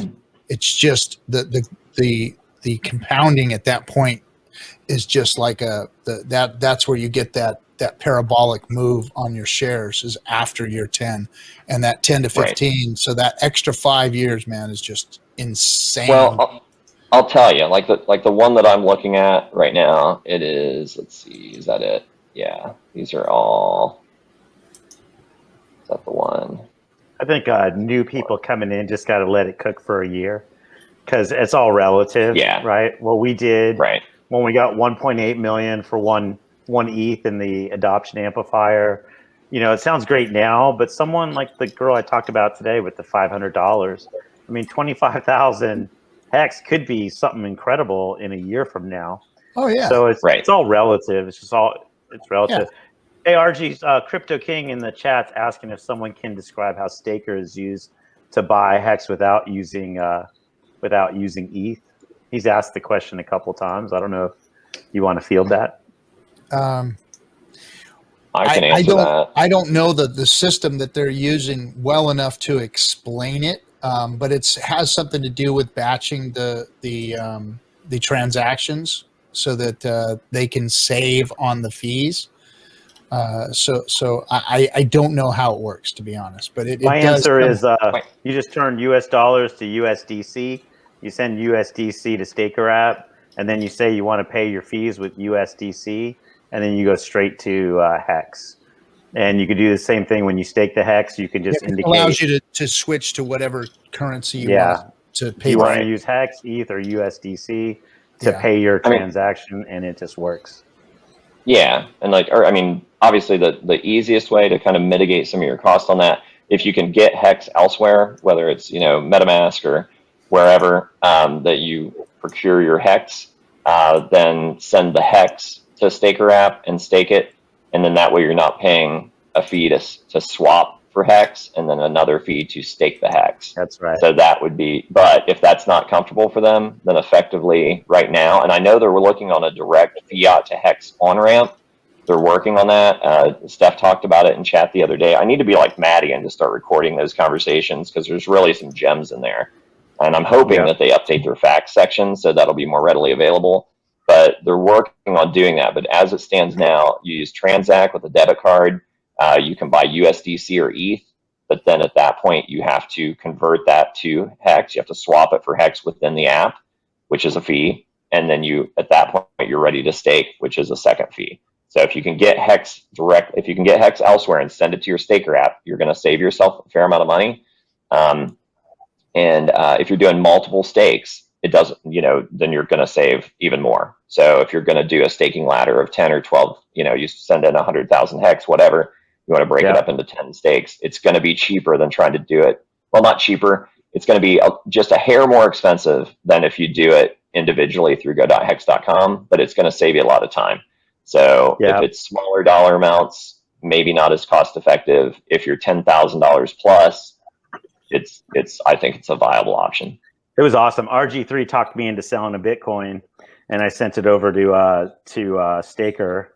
And then I talked to Firebun to create a drop down where I could say, I want 3 stakes, 5 years apart, 15 years long. So it made it really easy just to say, I want these 3 things. It cost me $200 for the whole transaction. Got 3 very large stakes in my Shy Shrimp wallet, just split over 15 years. So it's just, it was pretty darn easy. So you're right. $200 I heard was the max fee for a multi-stake, but you can say, I want them every 2 years for 14 years, or I want them every 3 years for 15 years. You figure out, and then you can't really make the date that you want, because I kind of had the dates in mind that I wanted in 2036, but you just get what pops up, and you're like, okay, kind of went away from my pattern. But it's it was just, thanks RG3. It's very convenient. It's convenient, and and you pay for convenience. So it's like, once they get the gas fee situation under control, I think it's going to be great. And like I was saying earlier, I think it's a sleeper. As soon as they get that gas fee situation handled, all of those backlog of wallets are going to hit, and we're going to fucking moon. I mean, it's like I'm not a moon boy. It's like I'm not a moon guy. You just said we're going to fucking moon. Well, I know, but I'm just saying I'm typically not. So that's why this should hold extra weight. It's like when I mean, think about it. If you got tens of thousands of wallets that all of a sudden can transact for pennies, why the fuck wouldn't they get in, even if they've only got $50? They're going to do it, but right now there's a barrier to entry and it's the cost. But hey, just for shits and giggles, it's like I pulled that spreadsheet up on my end, and just for an example of like a 30,000 hex stake, if you were going to stake that today, our current price, I know it's gone up a little bit. We were at 168 earlier, so I figured a price of about 165, about $500 for 30,000 hex. So if you were going to do that for 1 year, that would get you 2.09 T shares. So with this predictive model, the interest that you would earn on that 30,000 hex in a year is about 6,000 hex. And that would put you at about 36,000 hex at the end. They're predicting a price at the 1 year point of just under 10 cents. So that stake should be worth approximately $3,500. So that's 1 year. Now that same exact stake, 30,000 hex, if you jump out to 5 years, same exact stake, instead of getting 2.091 T shares, you're going to get 3.49 T shares. That same exact stake that was going to jump up to 3,500 for you is now, because not only has the interest jumped, you're going to end up making 100,000 in interest approximately with that particular predictive model. There's another model that I have that's a little more conservative. They're predicting a price at that point at the 5 year mark of about 37 cents. That makes that particular stake $48,000. Wow. So same stake, 1 year, 500 turns into 3,500. But again, there's a lot of variable turns into numbers 50 grand. What's that? But again, there's a lot of variable numbers in there. Well, certainly. I mean, if the stake, and if the staking rate goes up, to where you have more people in there, then you're not going to be earning that 38 to 40% APY. So that's a factor. But then again, that's going to be offset by what? Price appreciation. Because if you have more people stake, that's going to put a squeeze on the supply, which is what Richard has said when I've pressed him on it. Like, well, what if more people stake? And if we're assuming 60 to 70% of it's owned by the OA and 10% is currently staked, that only leaves 20 to 30% out there floating for traders and degens or people that are just holding and don't understand staking. So if all of those people stake, there would literally be nothing to buy. So where would the price go? As soon as someone ends a stake and there's something that's liquid for a minute, that price is going to absolutely go apeshit. So whatever your price, whatever your interest rate is going to drop is going to be more than offset by that impact price. So that's where it's like I'm pretty confident with these. There's another one that I'll send you that's a little more conservative on that hex per T-share per day rate that brings those numbers down, but still they're ridiculous. I mean, it's like, and I was using that sheet and I'm looking at it. I'm like, okay, the stake was $70. There's no fucking way the stake is going to be worth 40 grand in March. Brennan, are you out of your tree? And he goes, Toby, this is fucking conservative. Well, Toby, and sure as shit, when I cashed that stake, it was 39.7K. Toby, maybe I can bring your moon math back to earth. I've been working on a mathematical formula with a price prediction. Is it all right if I share my screen? Yeah. Yeah, please. All right. So. Oh, thanks, Toby.